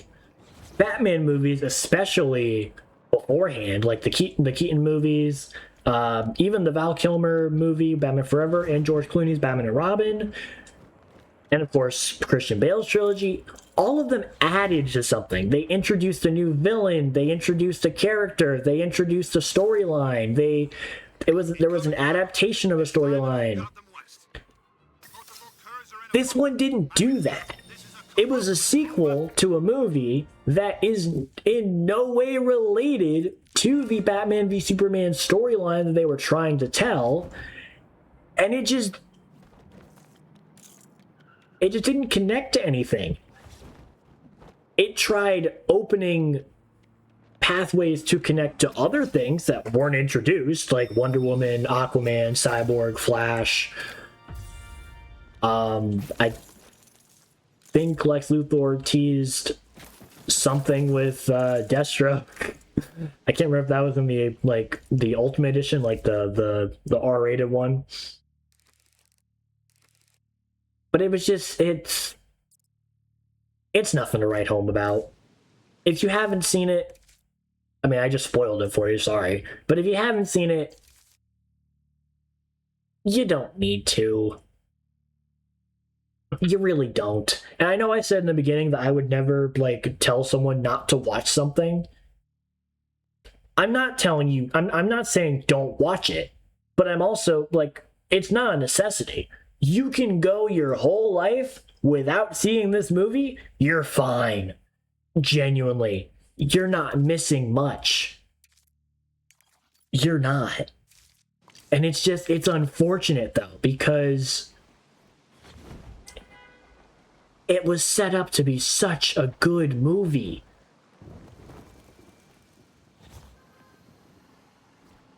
And I really do think the downfall was that it tried to be so many other movies.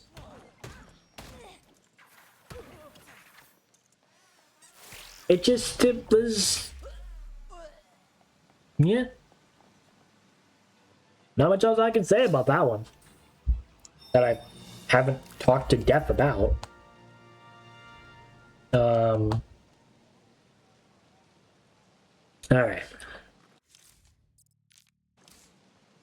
Gotham by Gaslight. This is one of the... I believe this is Elseworlds.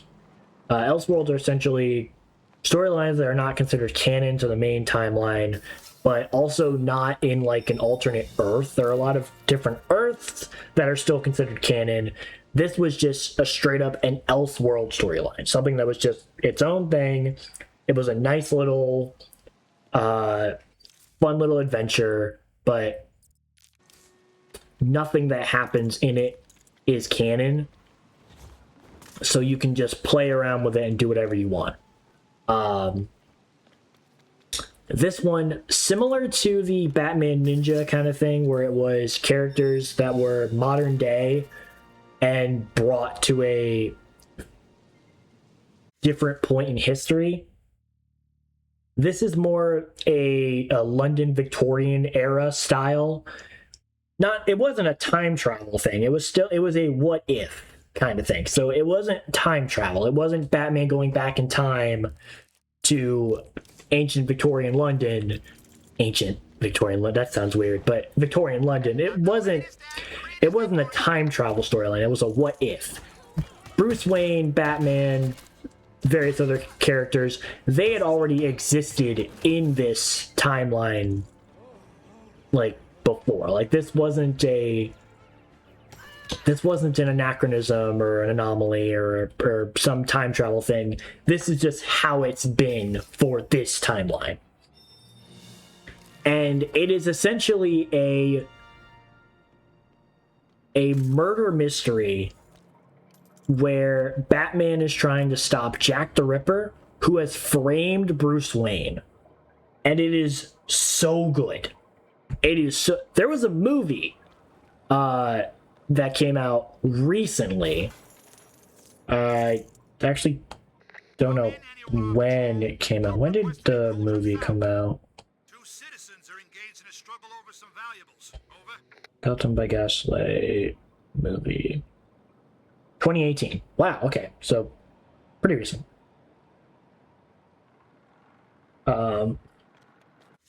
But it was a very, I don't want to say dark. I mean, it's Jack the Ripper. You can't really get family friendly with that. But it wasn't really like it wasn't a Keaton movie. It wasn't dark like that. Like you could take a kid to see it. Well, I mean, granted, you could take a kid to see those movies, so that's a dumb example. But it was an R-rated take on a Batman storyline. It's the best way I could put it. Jack the Ripper. What else to say about that? It's Jack the Ripper. it's just kind of what it is. It's Jack the Ripper on his little killing spree, and Batman trying to stop him. That's kind of it. But it's very steampunk. I think is the word that's thrown around when people are describing like this storyline. It's like a gothic horror steampunk mix. That is Gotham by Gaslight. Best way I could put it. But fantastic storyline. Really good. And I think it was the first Elseworlds. I could be wrong about that. I think it was the first Elseworlds. Ice Armor, we've already been over. Batman and Robin. Night Fight. This is relatively new. I don't know a lot about it. But what I do know is that it featured... It was like a tournament. I don't know if it was a tournament voted on by the public or if that was just a publicity thing, but it was a tournament where it was I believe it was like the alternate versions of Robin all fighting. It was very interesting. Jason Todd, Dick Grayson, Tim Drake, and Damian Wayne. Do I have to do something? Oh, I see. Okay, I need Gordon for that. Okay.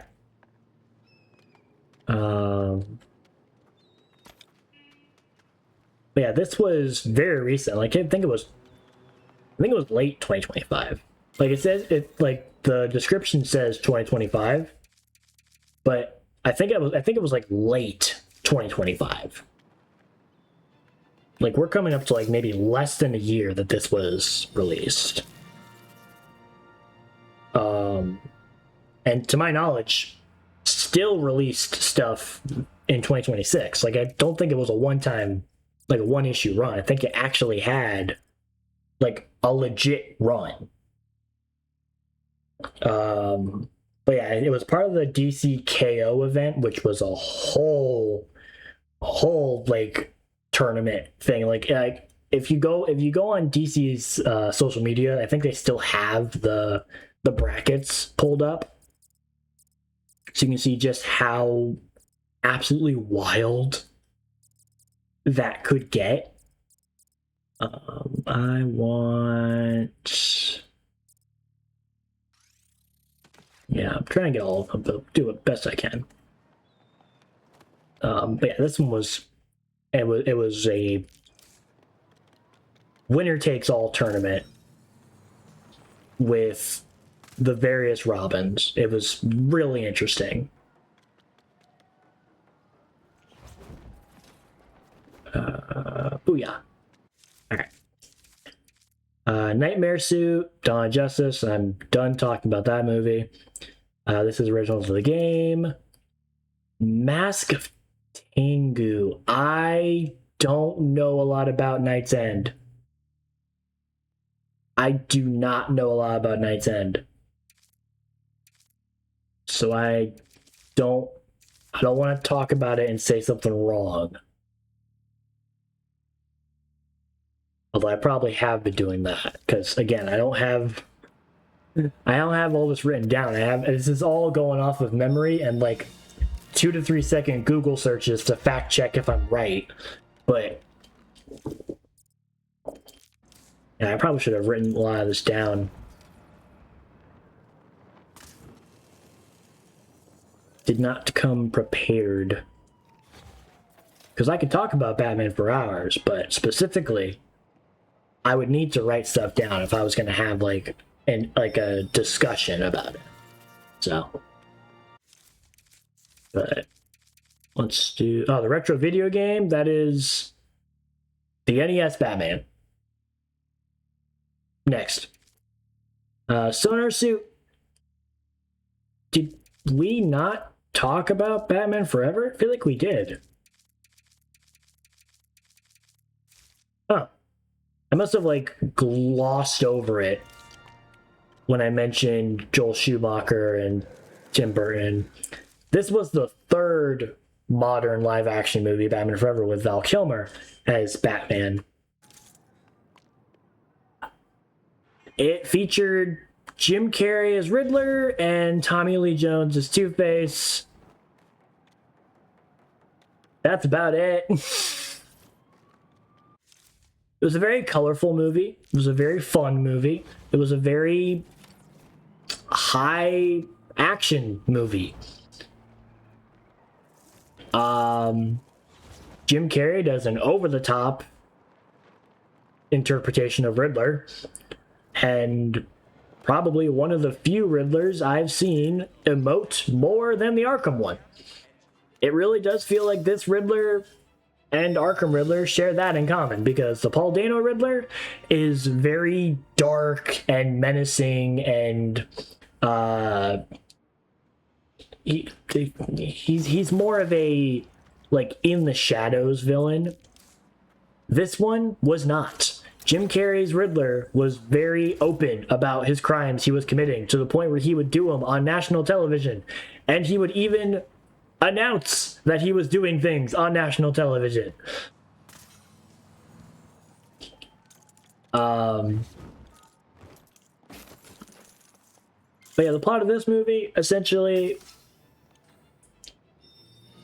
Batman, played by Val Kilmer, is he's just doing his Batman vigilante stuff against Two-Face, and after,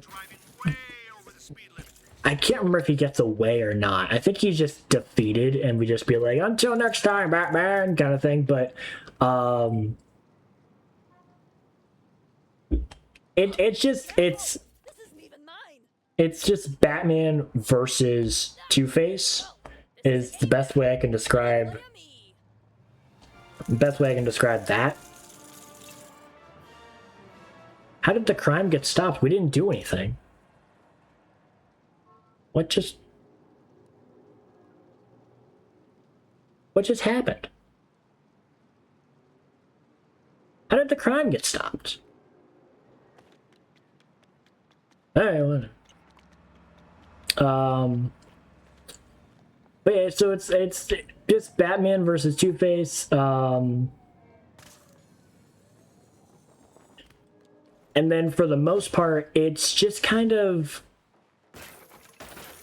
there's a little bit of an explanation on how Two-Face becomes Two-Face in like a 30-second exposition thing, which is kind of weird. But it's mostly Batman just training Robin through most of it, and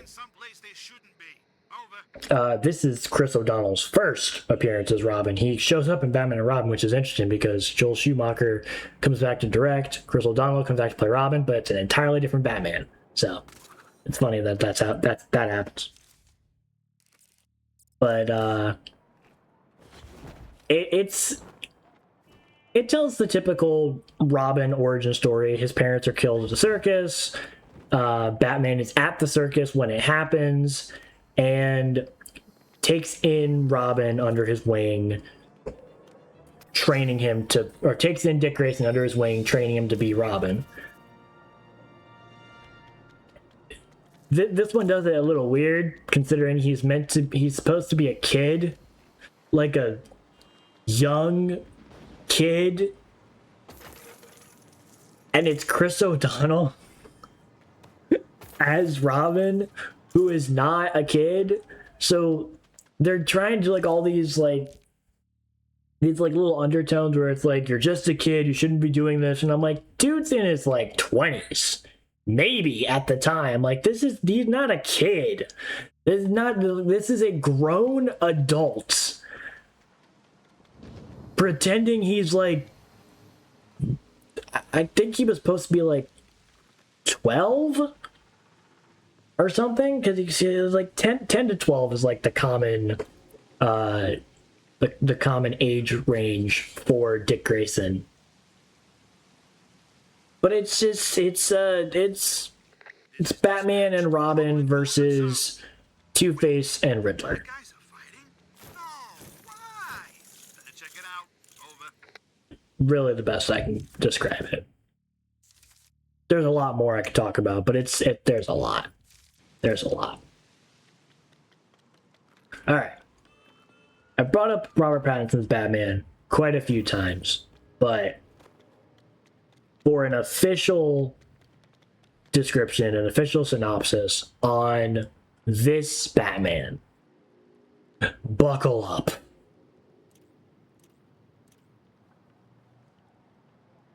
If you only know Batman from the live action movies, if that is your only information on Batman, you haven't read the comics, haven't played the games, haven't watched the animated shows, and the live action movies are your only explanation on who Batman is,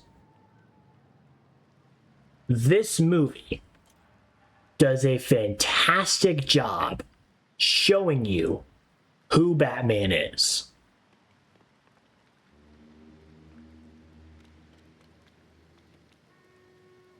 Now, if you have seen other things that are not the live action, this movie does a very unique take on the Dark Knight. To the point where I don't think he's called the Dark Knight. I could be wrong, but I don't think they call him the Dark Knight in that movie, which is interesting to me.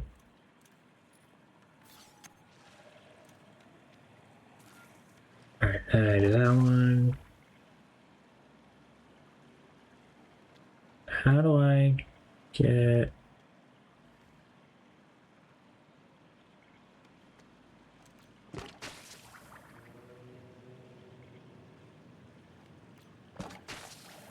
There we go. Okay.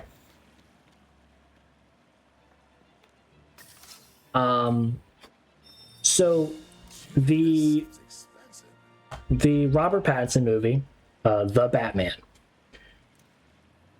it is so long. It is almost 3 hours. I think it basically is 3 hours, like with credits and everything. I think it is a 3-hour movie. Now, granted, I've seen Marvel movies, so I know so I can handle long movies. Like Endgame, 3 hours, easily. Did that in theaters, opening night. Actually, I did it before opening night. I saw it at a fan event. I can do long movies. But there's a difference between a long movie and a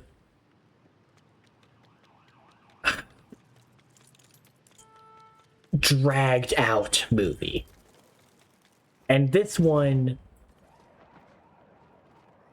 kind of teeters back and forth. there are quite a few scenes in this movie that could have been cut or shortened. There's a lot of great scenes in this movie that I would love to see more of, but there were points in this movie where I actually checked my watch. I was just like, holy crap, are we almost done? Like, this has gone on for a long time. And it's just, it's disappointing to say that, because this is regarded as a, like, incredible Batman movie. And, I mean, it is. I really enjoyed it. But I will not lie, it drags at some points. There are points in this movie where I'm just like, we gotta be almost done, right? Like, this has to be the climax. And then a whole new problem emerges, and I'm like, oh, never mind, this is the climax. And then a whole new problem emerges, and I go, okay, never mind, this is the climax, and so on. And it just does that 3 or 4 times in the movie. It is, without a doubt, one of the best versions of the detective side of Batman. And it is without a doubt my favorite iteration of the Riddler. But that's not saying a lot. Because we've only had 3, technically, 3 movie Riddlers. If you count the Lego Batman movie, we've only had 3. Because we've had Jim Carrey. I don't know who voices Riddler in Lego Batman. I don't think he has much of a role. And Paul Dano. Riddler shows up in a lot of other forms of media. He's in almost every show. He's in the Arkham games. Hundreds and hundreds of comics. But for the movie, Riddler isn't really utilized well. Because there's not much you can do with a person that just has puzzles for you to solve. There's not much you can do with that character. And I can understand that. Because Batman Forever, there isn't a lot to do with the Riddler. He's in it for the majority of the movie. And 2/3 of his screen time is him just being Jim Carrey. Like, it's not the Riddler. So, to say this is the best iteration of the Riddler is not saying much. It's still true, and, like, again, it's my opinion, so I guess it can't be true, but in my opinion, it is the best iteration of Riddler. But it's more because this Riddler is exactly what you think a psychopathic puzzle master would have. He's somebody who has hostages. He's somebody who has, like, ultimatums. He gives Batman puzzles to solve, but in more of a, like, a real world aspect. He doesn't tell him, like, I am this, what am I? Like, he doesn't do those kinds of riddles. It is more of a just puzzles to solve in a psychological way. This Riddler does more of a, what's the word I'm looking for? This Riddler's more psychological than intellectual, which is weird for the world's greatest detective to go up against. The idea behind the Riddler was he was meant to be a foil, but he kind of sucks at his job. But it was meant to be the world's greatest detective against somebody with a superior intellect. Of course, the joke is that he doesn't have a superior intellect. He's actually very stupid, but that's beside the point. It's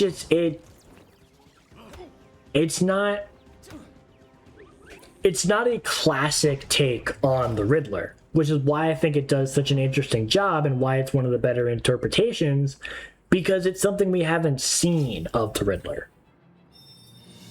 Now, Robert Pattinson does a fantastic job as Batman, but again, I think this is the best iteration of the detective side of Batman. We've seen a little bit of him in Batman Forever when he's trying to figure out Riddler's like greeting card puzzles. Yes, that's a thing. And we see a little bit of the detective side in Christian Bale's The Dark Knight, but not a whole lot throughout the movie. There's scenes, but it's not a point of the movie. The Batman, however, it's a huge plot point that he's a detective. It is a thriller noir take on the classic Batman storyline. Like, it's so interesting. And we don't get to see Batman as a detective very often in movies, so it was really nice to see that side of Batman. But it's a very nice adaptation for it. It's another origin. It's meant to be a reboot, but it's just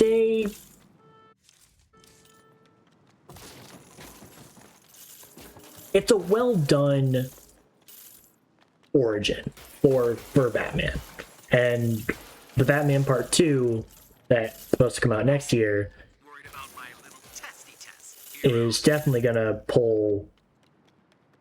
I mean, I'm not sure what it's gonna pull from, but I feel like a lot of it's going to pull from like modern day storytelling. It really feels like it's like, I feel like we're getting set up for like Mr. Freeze and maybe Bane. Like really, I don't know what they're gonna do for Batman Part 2, but the villains that they've already teased and some they've already confirmed, like I think Sebastian Stan, who I think was originally thought to be playing Harvey Dent. I think I read that he's playing Victor Zsasz, which is a character that we don't see a lot in Batman media. To my knowledge, Arkham is the Arkham trilogy is the only time that I've seen Zsasz outside of a cartoon. Oh wait, there was also the Gotham TV show, but that's different. But I think that might be one of the very few iterations of Victor Zsasz I've seen. So that'd be interesting to see Victor Zsasz in a live action form. Zsasz is a psychopath that every time he kills somebody, he puts a tally mark on his body. And he's got a lot of tally marks, we'll just say that. Yeah, Victor Zsasz is insane. If Sebastian Stan is playing Victor Zsasz, that's gonna be nuts. Because that is a character I don't picture him playing. But I've been proven wrong multiple times by popular actors being people I don't expect. Did I do the puzzle early? I did the puzzle early. Darn it. Darn it. Where is it? Where's the... There it is. Okay.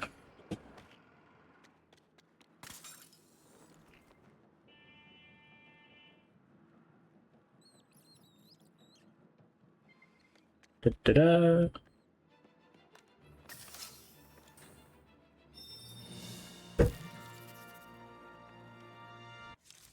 Boy, we got a ways to go. Alright. Next, I've talked about... Actually, I don't think I mentioned The Dark Knight. I think I just mentioned the trilogy in general. So. Alright. Movie 2 of the Nolan trilogy. Kind of probably should have done these back to back, but I didn't think that through. I was just going down the list. Yeah, I didn't think that through at all. So previously, Batman Begins, Batman versus Ra's al Ghul. Afterwards, Batman has established himself more to Gotham, and people don't really like him. Honestly, they're just kind of not a fan of Batman. They're just like, why the heck are we working with or helping this vigilante? Like, this isn't helping anybody. He's hurting people more than helping. And it's just, it's a very, it's a very grounded storyline, I would say. Stays in Gotham, doesn't go any further. There are a couple references to other areas outside of Gotham, like I think Hong Kong and other locations are referenced, but I think it mostly stays in Gotham. But this one essentially is another Batman versus Joker. Again, yeah, that's kind of it. It is Batman versus Joker. There's a lot to it. Of course, there's Harvey Dent is Harvey Dent is Two-Face, like that's in there. I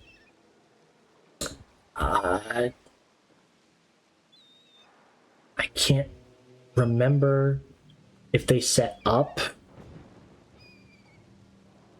Do they set up Bane in that one, or I think he just shows up in Dark Knight Rises? Pretty sure he just shows up in Dark Knight Rises. I don't think he's in Dark Knight, but the Dark Knight movie it's another Batman versus Joker. Now, when I say that, I don't mean like, oh, it's another time where it's just Batman versus Joker. This is one of the best, or seen as one of the best, Batman versus Joker movies. And a lot of people, myself included, The Dark Knight is one of those cases where the sequel is better than the original.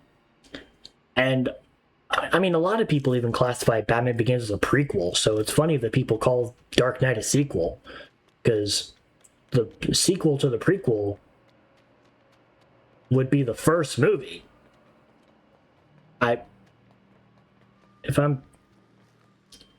Isn't it how that works? When you make a prequel, it takes place before the first movie. Will we crown a winner tonight? But Will they fail? if you make a sequel to the prequel, that's the first movie.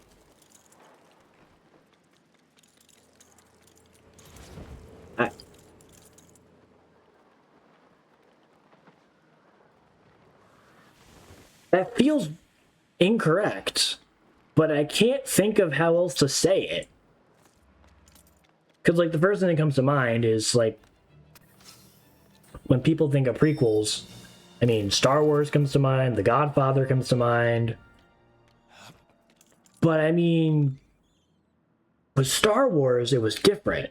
You had the original trilogy, and then the prequel trilogy, and the sequels to those prequels weren't considered the first movie. Like, the prequels were their own trilogy, took place before the original.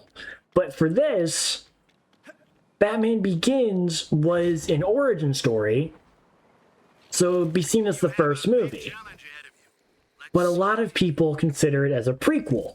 So, if it's a prequel, and then The Dark Knight is considered the sequel, things are heating up in Cauldron North. Get it? would that be the first movie? I mean, assailants. Over. Because it's called the Dark Knight trilogy. It's not called the Batman Begins trilogy. Which is, Gotta focus. now that I think about it, that is interesting. Why is it called the Dark Knight trilogy if it's the second movie? That's like calling the Back to the Future trilogy the Back to the Future Part 2 trilogy. Like, that's not... That doesn't make any sense. Why would you name the trilogy after the second movie? You don't call the Star Wars original trilogy the Empire Strikes Back trilogy. You call it the Star Wars trilogy. Star Wars was the first movie. Huh. I maybe I'm wrong and people don't call it that, but I feel like that's what people call it. they call the Christian Bale trilogy the Dark Knight trilogy. And maybe that's just because he is called the Dark Knight, but that's the name of the second movie.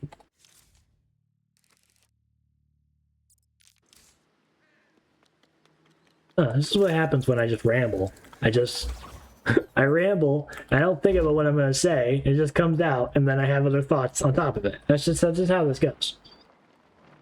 But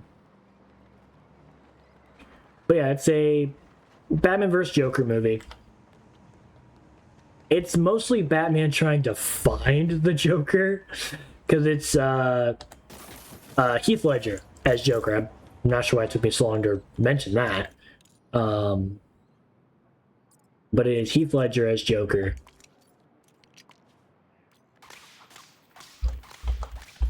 Honestly, the best thing I can say is a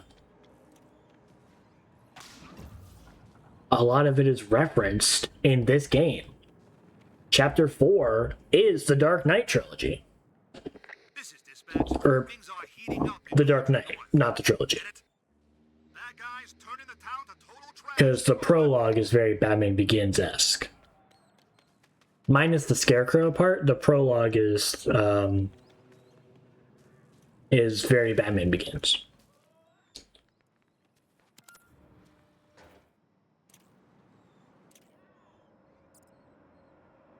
Right, do that, and then nope.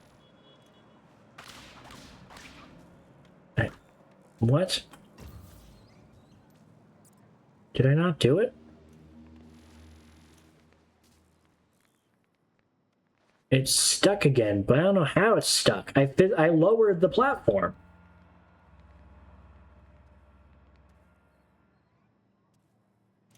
How is it still stuck?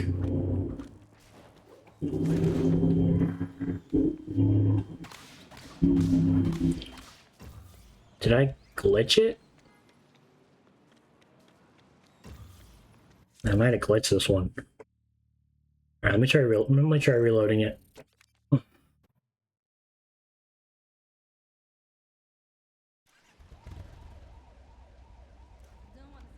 Yeah. Weird. I'll go to a different one and see if I can fix the spawn on it. But yeah, Dark Knight, Batman vs. Joker, Two-Face there too. But it's mostly just Batman vs. Joker.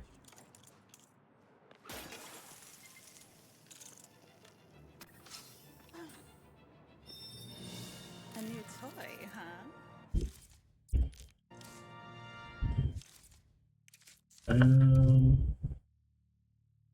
Dark Knight Returns. We actually did talk about this one a little bit though. Funnily enough, this isn't relevant at all, but he's a little chunkier in the comic. So a fun little joke that they make in the Lego Batman 3 game when they have the Dark Knight Returns suit, he's a big fig. Because he's, you know. So it's kind of funny. Real quick, just to show what I was talking about with the whole Batman v Superman being inspired by Dark Knight Returns. Dark Knight Returns suit. Dawn of Justice suit. Dark Knight Returns. Dawn of Justice. Just Control C, Control V. Basically. It's one of those, like... There we go! It was a glitch. That's annoying. One of those things where it's like meant to be an homage, but when you change the plot, is it really an homage at that point? You're just making a reference that goes nowhere. But I've talked to death about Batman v Superman. Dark Knight Returns. What will they come up with next? I've mentioned a little bit about it. I've mentioned the Batman and Superman thing. This is essentially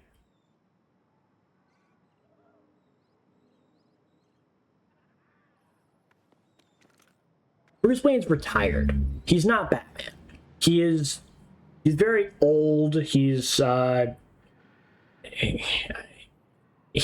longer Batman. There's still criminals in Gotham. Like it's not like he retires because there's no more crime. He's just no longer Batman. This does actually feature a new Robin, not one of the ones you would expect. Like it's not Tim Drake or Damian Wayne. This is actually Carrie Kelly, who is I actually would not be able to tell you which one she becomes. I think is she spoiler? She's spoiler? Oh man, I feel bad looking that up. Carrie Kelly.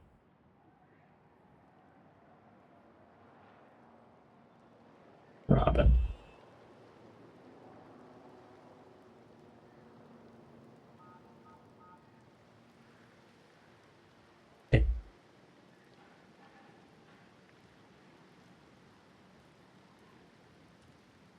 It doesn't say.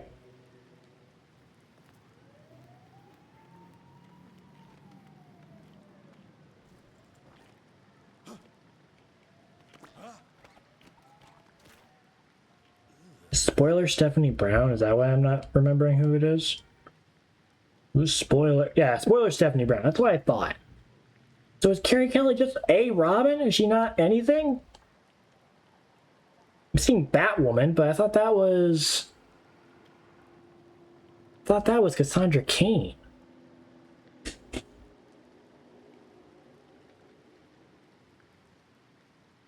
Oh, maybe it is Carrie Kelly. All right, Google's saying. Oh, okay. I don't know. I didn't read a lot of Batwoman comics.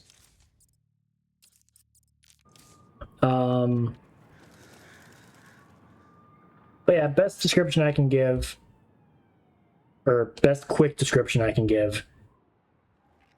It is a dark and gritty and very mature take on the Batman storyline.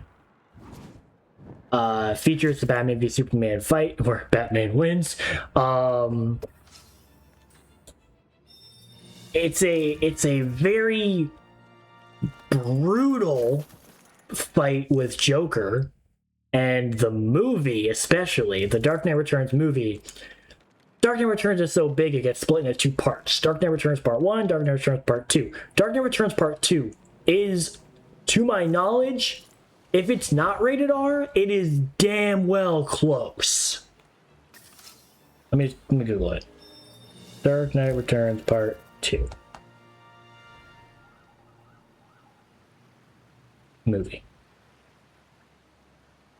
Wow, it's PG-13. That's insane. Because it shouldn't be.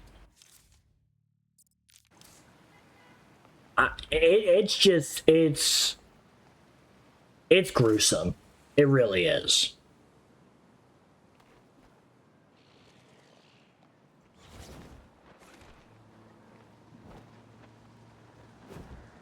But yeah, highly recommend reading it. I won't go into too much detail because other than the one spoiler of just Batman Superman fight and Batman wins, the only reason I brought that up is because of Batman v Superman. But it is one of those books that I will not be able to do it justice. I could read a full synopsis page off of the DC database. It still wouldn't do it justice. Like, you gotta read it. It's so good. I read it in school. I should clarify. A teacher didn't give it to me. I picked it up from the library. I was just in school at the time. But no, I read it in school. I loved it. And it is one of those movies. movies. It is one of those comics that is a really good interpretation of the whole good versus evil isn't exactly black and white. It is such a good storyline. Because again, without going into spoilers, who you think the villain is and who you think the hero is, it's not obvious first time around. It's just it's such a good interpretation of that, like, of that classic trope.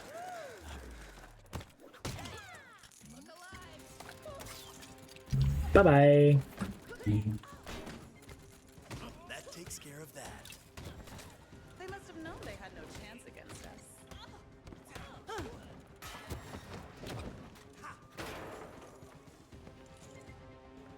I guess it wasn't a crime, so there's not gonna be a slow-mo shot. Usually there's a slow-mo shot, but this wasn't a crime. They were just guarding the Wayne Tech.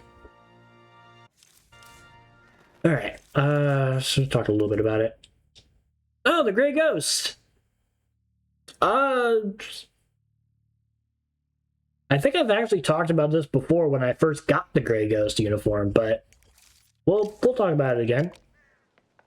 They showed up in an episode of the animated series, and a funny little Easter egg is the Gray Ghost in that episode is voiced by Adam West, who played Batman.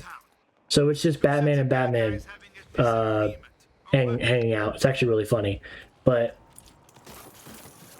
as seen a little bit in this game, the Gray Ghost is a hero that Bruce Wayne looked up to, or rather, was like, enjoyed watching, because the Gray Ghost was a fictional character. And it's mentioned a few times in this game where he's a movie character from the old days. Like Thomas Wayne mentioned there was a movie when he was a kid, stuff like that. But it's just it's who Bruce Wayne used as an inspiration for Batman. Somebody that was there not just to help others, but to strike fear into criminals. Like, that is, like, the Gray Ghost was not a... The Gray Ghost was no Superman. He wasn't a killer, but he wasn't a I see the good in everybody. He was a I will show you why you shouldn't be who you are kind of thing. Like, the Gray Ghost was definitely somebody who was more aligned to Batman, which makes sense because that's who he inspired. But he showed up in an episode of the animated series, and in that episode, it was Batman. We're just getting acquainted too. I don't want to say he was figuring it out, because I feel like the world's greatest detective knows a TV show is just a TV show. But the funny idea is that there was a crime that was being committed that was a direct reference / recreation of an episode of the Beware the Gray Ghost. So Batman, being the all-time superfan, knows what to do, knows about the crime, knows what's wrong about it, knows what's missing, and teaming up with the actor who played the Gray Ghost, who was Adam West, which is it's a really funny episode. And it shows Bruce Wayne's childhood side, which is very nice. Vampire Batman. Batman vs. Dracula. One shot, one time. Yeah, I really don't have.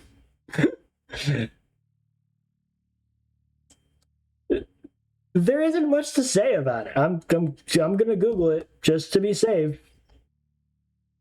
But yeah,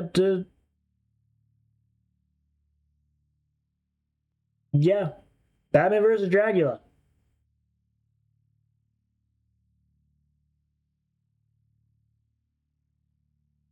Yep, Dracula comes to Gotham to make a vampire army. Batman teams up with another vampire to take him out. That's it.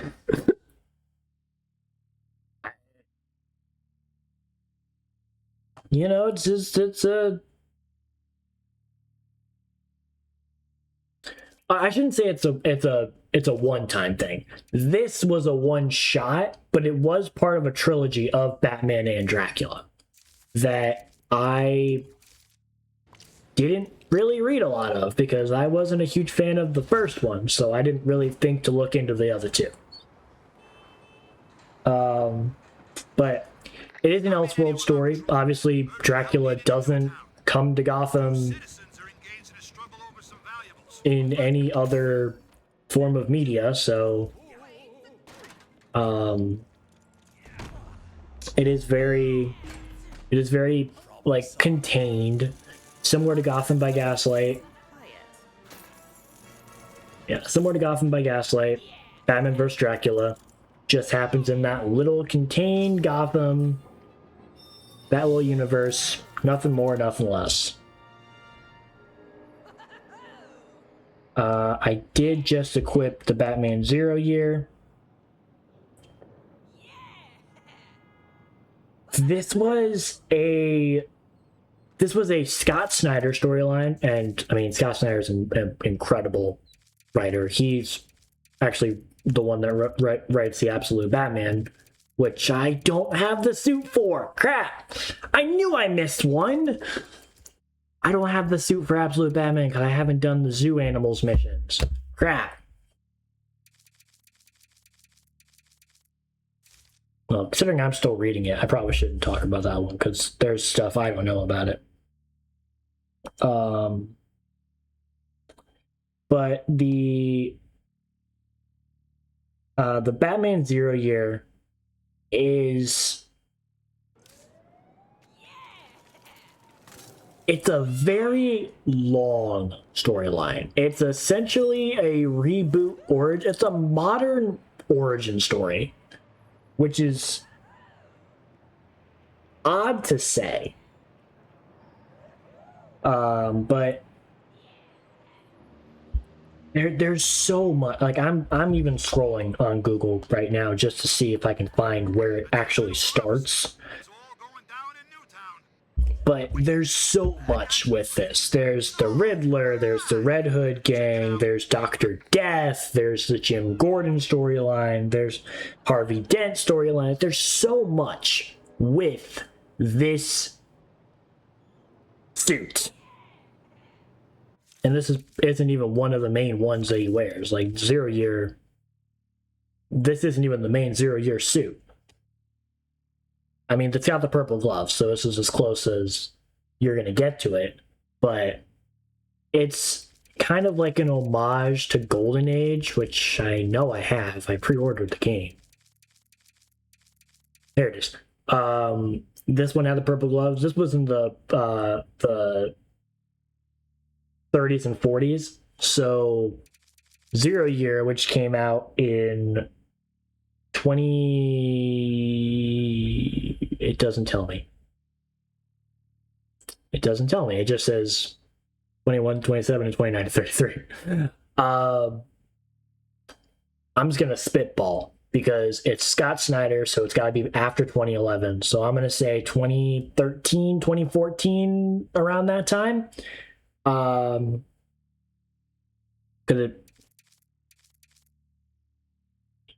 it's definitely not 2020. And it's sure as hell not 2018, 2019. That was a different storyline. So yeah, I think this was the 2013, 2014 of Batman. But yeah, very interesting storyline, very fun. Not fun. Well, I mean, it was fun to read, but like it's a lot darker. But again, it's an updated origin. It is something that if you have never read Batman, never heard of Batman, it's a really good place to start. It replaces the Frank Miller Year One storyline, which is also a really good place to start too. But Scott Snyder just does an amazing job, and he's referenced in this game. Actually, I think I'm coming. No, it's the museum. I'm looking for the library. Wherever the library is, he has a poster or a banner referencing Scott Snyder, which is really funny.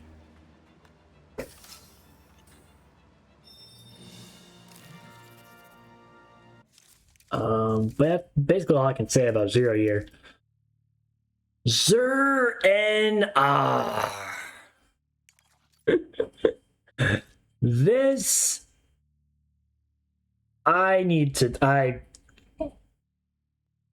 I'm gonna get a lot of information wrong, so I'm going to do a quick skim because there's two iterations of it. There's two iterations.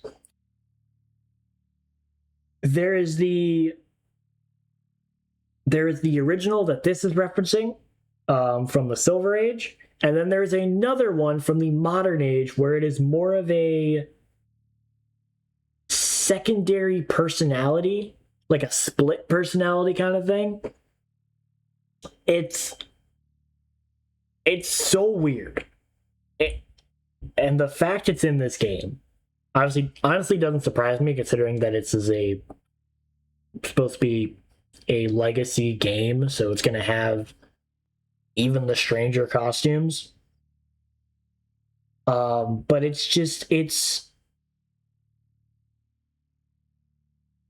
it's like a super powered version of Batman is the best way I can describe it.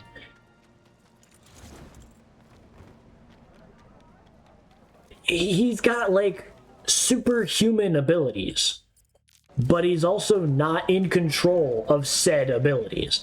Like it's a split personality. It's another. It's another Batman essentially. Like, it's still Bruce Wayne, but it's not. It's not our Bruce Wayne. Like it's an insane Bruce Wayne. It's insane Wayne. That's the best way I can describe it. It is insane Wayne. He's like hanging out with Batmite. He's like talking with himself. Like he's got like it's a split personality kind of thing with superpowers and aliens and a very colorful costume that he has holes in because it's so weird. It's so bizarre.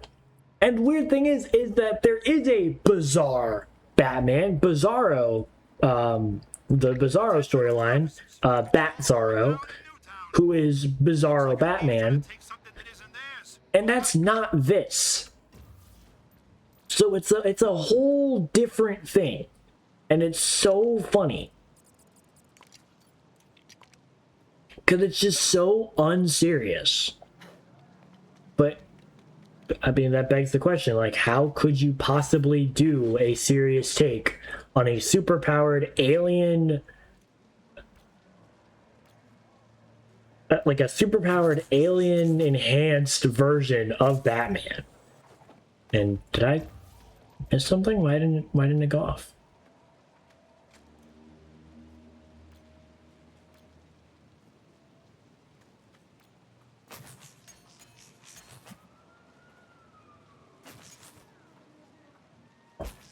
Why didn't it go off?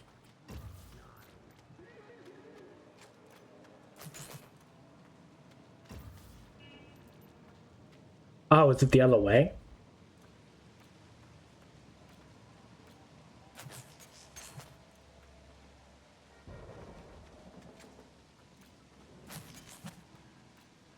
No. That's definitely connecting to something I can't.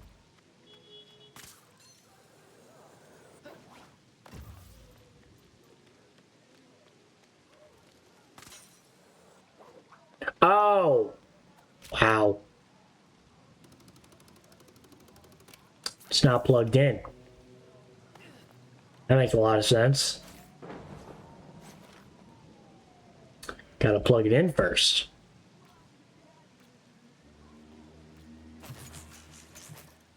There we go. It wasn't plugged in.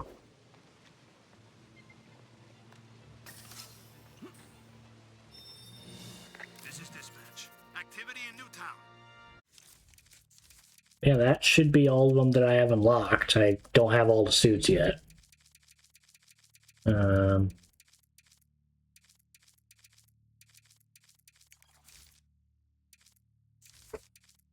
Let's see. We talked about the Arkham trilogy. We talked about the Keaton movies. Talked about Batman Beyond. That's just Dark Knight, Commissioner Gordon. Talked about the Batman. Well, that's Dark Knight, Commissioner Gordon. So I guess that's just Commissioner Gordon. All right.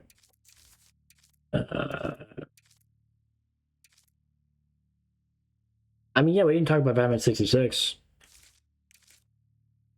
Wait a minute, did I miss what I was gonna say? I could have sworn I have Batman 66. Why didn't I talk about him? Yeah, all right. Adam West Batman. To be a break-in of some kind?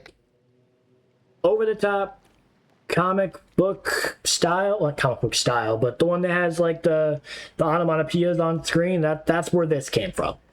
That is this Batman. The like that.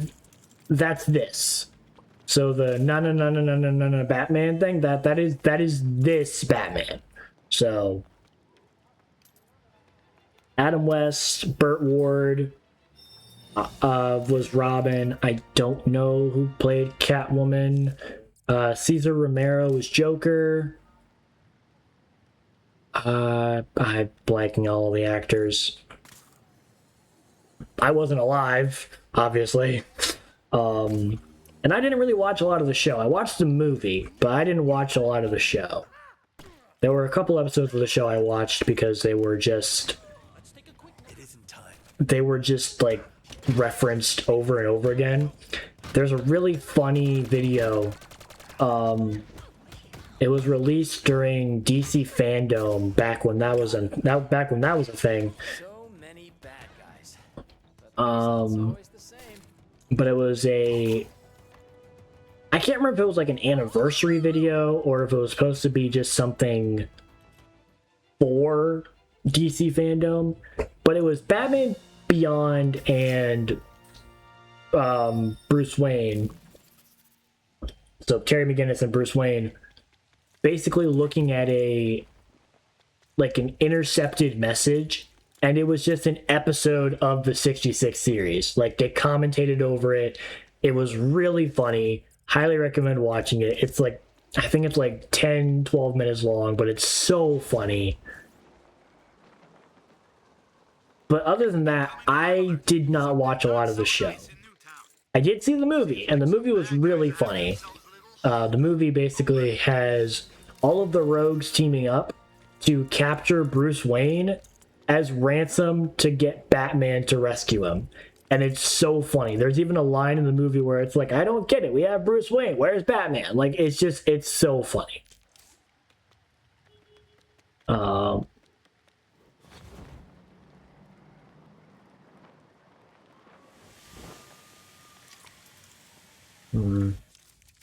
So yeah, that's the only bat suits I have. And Beyond went over. Batman Returns. That was the Keaton movie, the second Keaton movie that Catwoman appears in.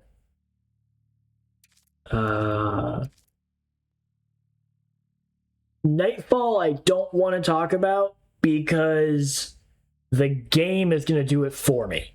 That's all I'm going to say. That's original. That's Robert Pattinson's Batman. I don't know a lot about the Catwoman, so okay. Batman and Robin we already talked about. 66 we already talked about. Beyond we already talked about. Forever we already talked about. Animated series we already talked about. Batman and Robin we already talked about. The Lego Batman video game. I mean, if you've watched my streams, I went through it 100%. New 52. This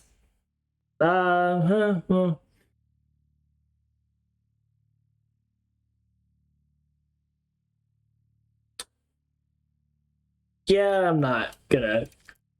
I don't want to piss anyone off. You can have your opinions on New 52. I don't mind it, but yeah, I'm not gonna go into that one. Teen Titans Go. I don't know why he's in the game, but he's in the game.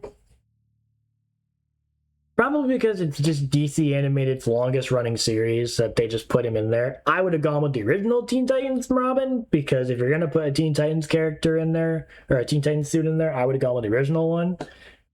But I get it, this is a kid's game. You're gonna put Go because Go is very popular. But it's fine. Batman already talked about. Animated series already talked about. Rebirth, I'm not going to go into. That's just a whole other can of worms. New Batman Adventures was essentially the. I think that was like the 3rd and 4th season of the animated series. Like, that's what that was. The cat is back on the prowl. I didn't mean to click Catwoman. Nightwing, kind of the same thing as Robin. DC Rebirth again, not going to go into that. Silver Age, I already made my jokes when he first appeared in the game. Spiral. Huh.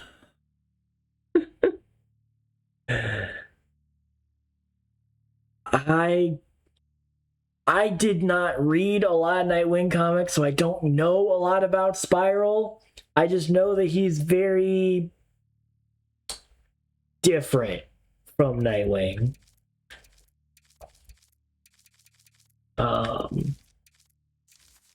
And Talia, not much to say about Talia, at least not from what I have suit-wise. Plays a pretty prominent role in Arkham City, the video game. Plays a pretty prominent role in the Dark Knight movie. I won't spoil how. Or not Dark Knight movie, Dark Knight trilogy. I won't spoil how. And a decent setup in the animated series. Kind of it. She's the daughter of Ra's al Ghul. That's already been that's not even a spoiler. I feel like that's already shown in the game, and that's just who it is. She's the daughter of Ra's al Ghul. It's all going down in Newtown. What am I? Appears to be mugging.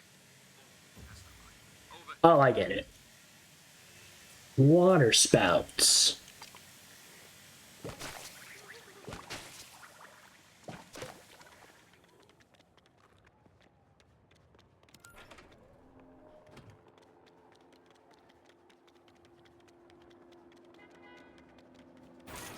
Where's the battery? There's the battery.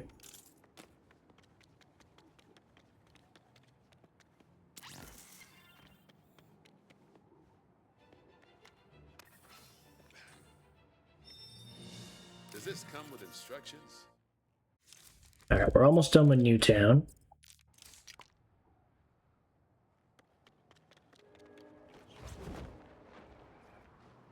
So yeah, that's basically those are quick little clip notes. I did not go into heavy detail on a lot of them, mostly because, again, I didn't write it down, and I'd like to go into a better detailed description of each of the comic storylines and everything, but it feels weird just reading it off of Google. Like, I want to actually write down synopsises and read those, so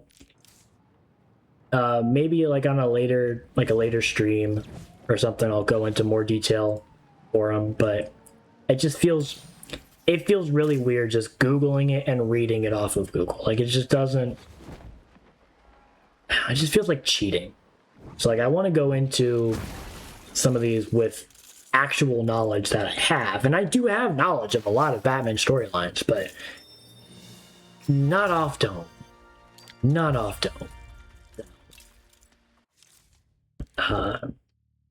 But yeah, maybe at a later date we'll revisit it.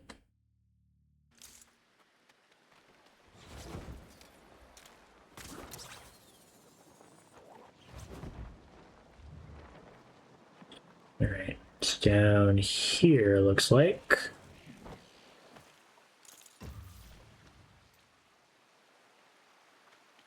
What?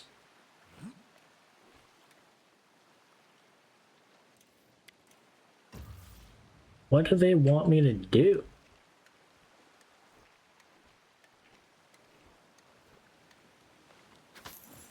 Incoming crime alert.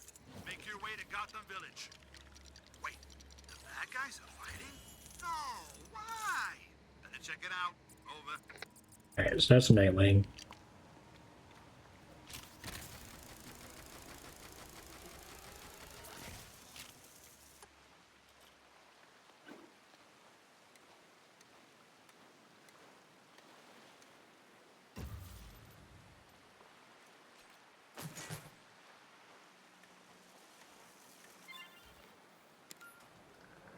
Oh, okay.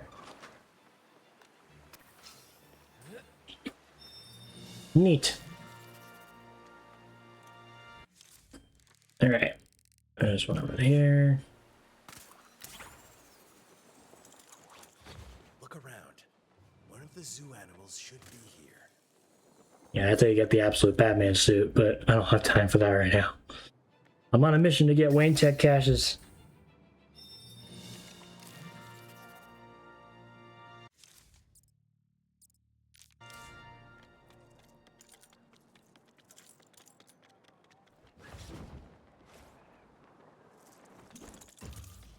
Alright. Looks like this is just a Batgirl puzzle.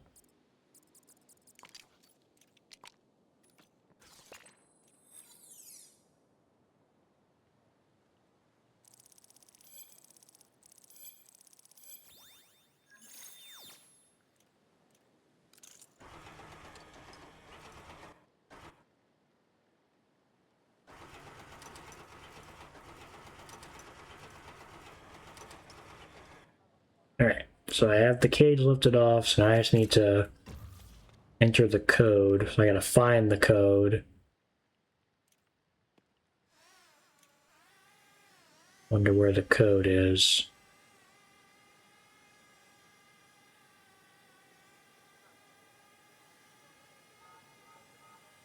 There it is.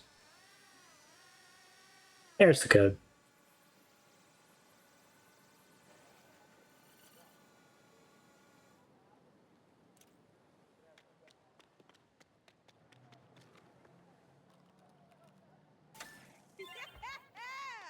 There we go.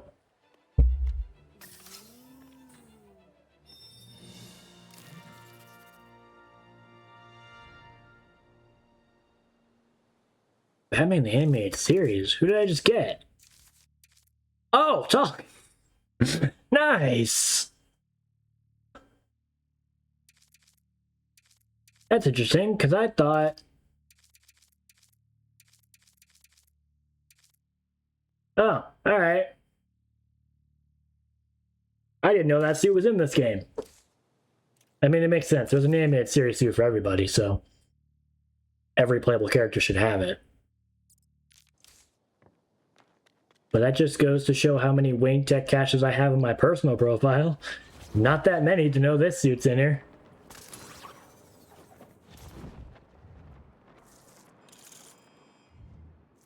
Alright.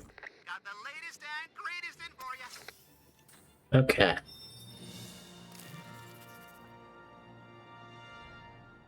How many do we have then? 161. That is nuts.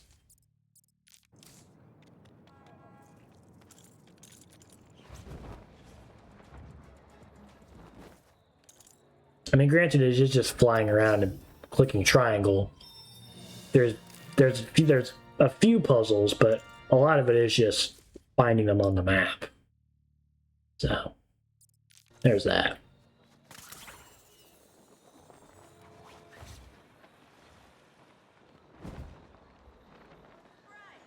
More rain.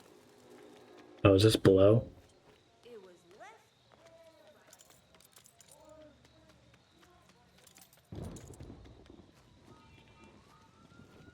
Where's the... Ow, that hurt. Oh, there it is.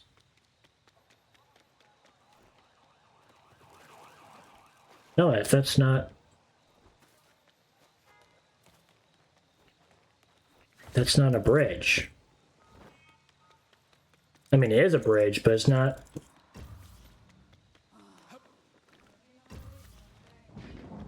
Is it below the fountain? That doesn't make any sense. This is where one of the zoo animals was last seen. Huh.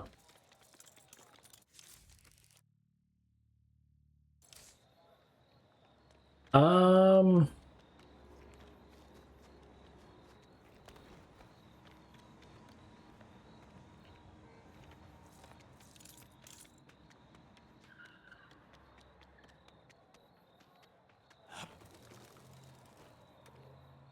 This is as far down as I can go.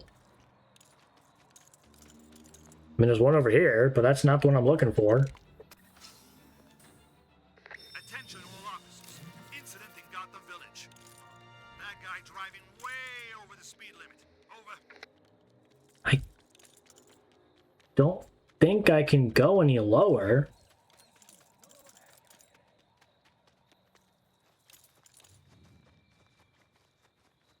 Well, that isn't water.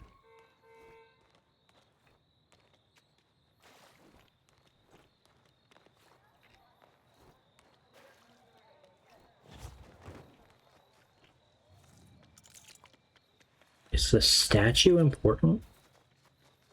Looking good, Batman. It's not glowing.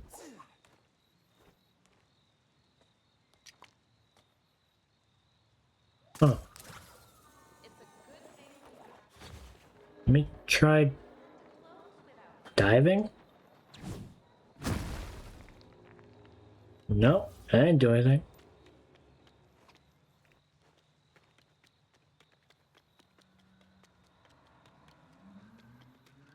Oh. Okay, that one's confusing me. Come back to it, I guess.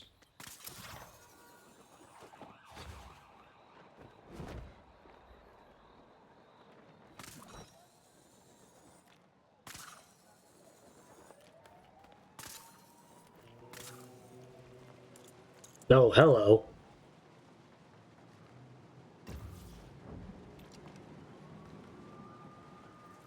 What? What? This is dispatch. Developing situation in Gotham Village. Looks like a bad guy skirmish is breaking out. They can't do that. Over. How does... How... What am I supposed to do here?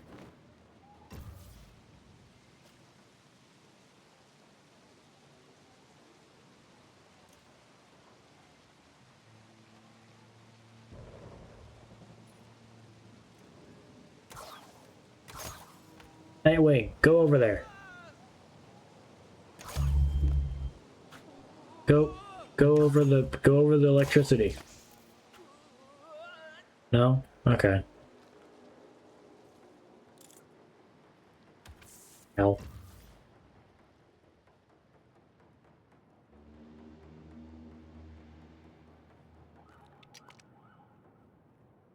Usually the other way to break it is using the vehicle cannon, but I can't get a vehicle to the roof. So... Oh, wait. Is it only that beginning part? Because I can just shadow step that. Oh, okay.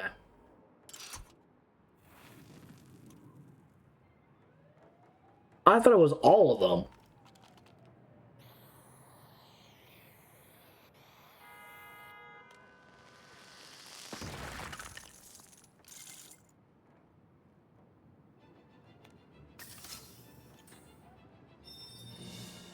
Alrighty.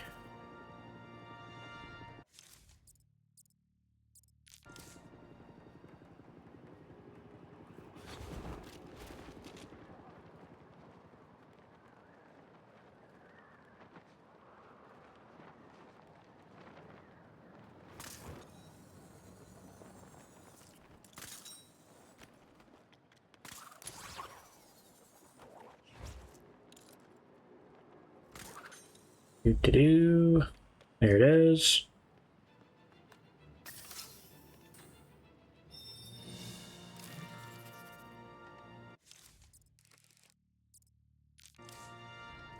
There's one by the observatory.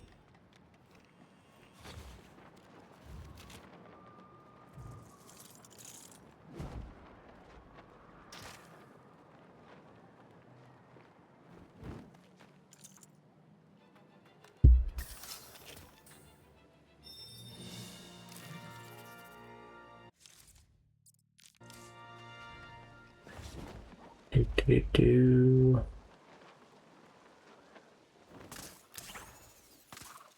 Oh, shouldn't have done that.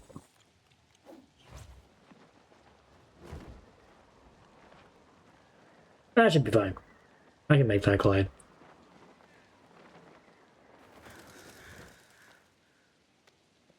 No puzzle, just crate. Love it.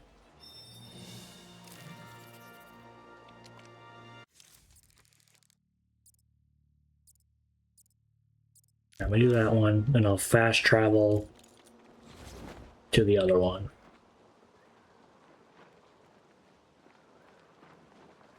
Might as well, I'm right here. I'm right here, might as well take out the calendars.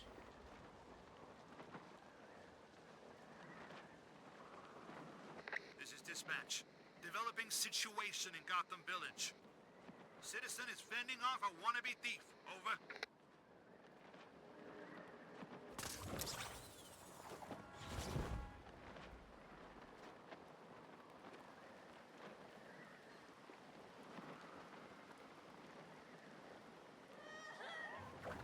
Surprise!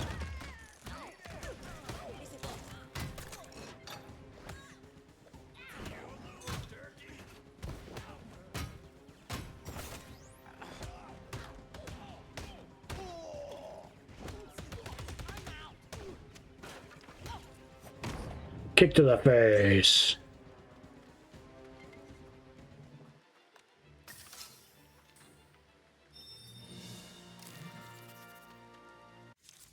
All right.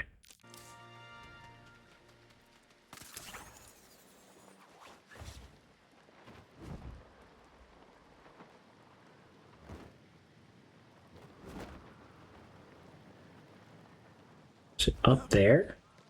Yep. How am I gonna get up there?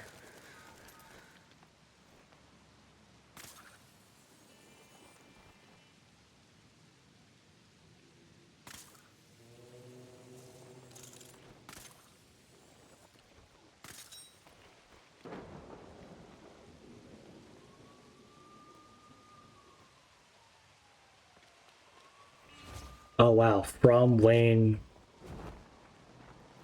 Enterprises, there's a wind tunnel here I can use. This is dispatch. Developing situation in Gotham Village. Bad guys turning the town to total trash. Over. Alright, should be good up here. Yep, got it. Oh look, more guys. I don't have the upgrade yet.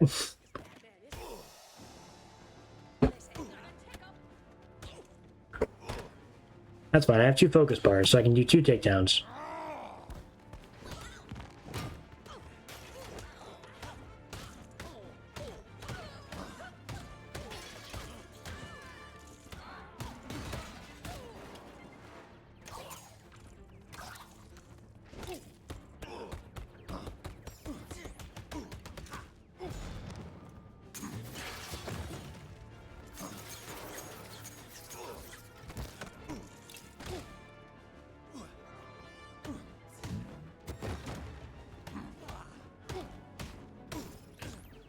Here we go.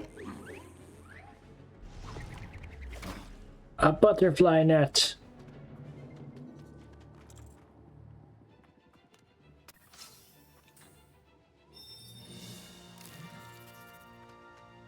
Alrighty. Well, I can't seem to find this one. That's bugging me. But I say we end tonight by buying up every upgrade I can.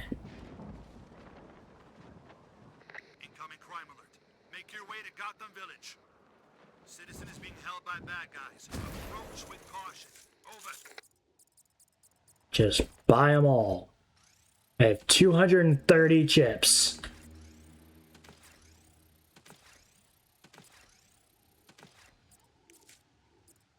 All right. Let me get Talia.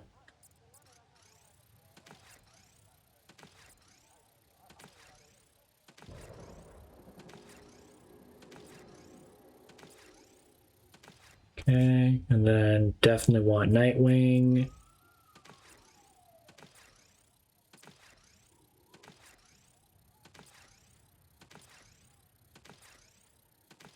Okay, and Batgirl.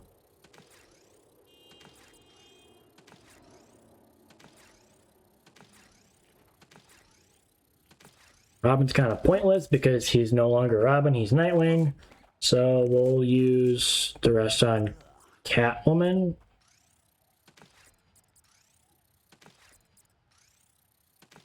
Alright. Just like that, we're down to 3 chips.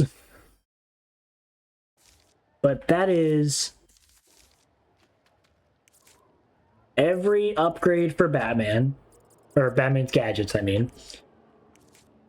Every upgrade for Batgirl. Every upgrade for Nightwing. And every upgrade for Talia. All I'm really missing is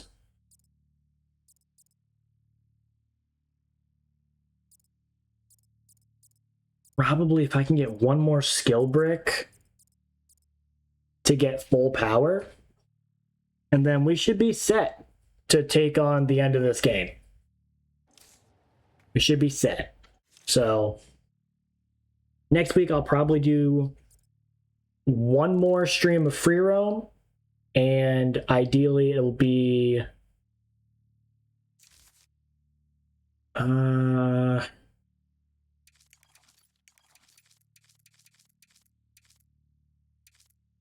it'll probably be finishing up the case of Waylon Jones and the Falcone fortune will probably be what I do next week.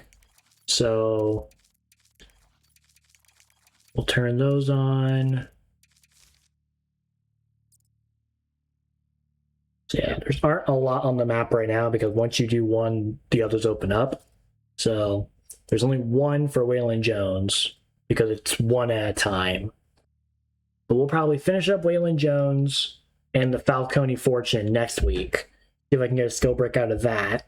And if I can, cool. If not, we'll just have to go into the final chapter with what I've got. So, but I do want to do an entire stream that is the rest of the story because of how it's framed. You do the final level of chapter 5, and then it goes right into the final chapter. There's no, like, that point of no return is a point of no return. Once you're there, you're in that level until the game is over. So that'll be its own stream. So I'll probably do that the end of the month. That'll be that. So until then, thank you for watching. Hope you enjoyed the random DC lore. I do apologize if I got some facts wrong, but again, I was going off of memory and 1 second Google searches. So I do want to eventually do like a more deep dive, detailed lore of each character and their suits and stuff, but I just didn't have the preparation for it. So maybe another time, I don't know, maybe during Lego Batman 3, I'll do it because there's not a lot to talk about during Lego Batman 3, so I might do that. But yeah, I will be back on let me check my calendar. Tuesday, I believe. That is Switch Roulette, and I think I got Sonic again, so we're doing Sonic Generations on Tuesday. I will double check that, but I'll post my schedule so that I'll be updated. But that should be Tuesday's stream. So till then, thank you for watching, and I will talk to you all next time. Bye.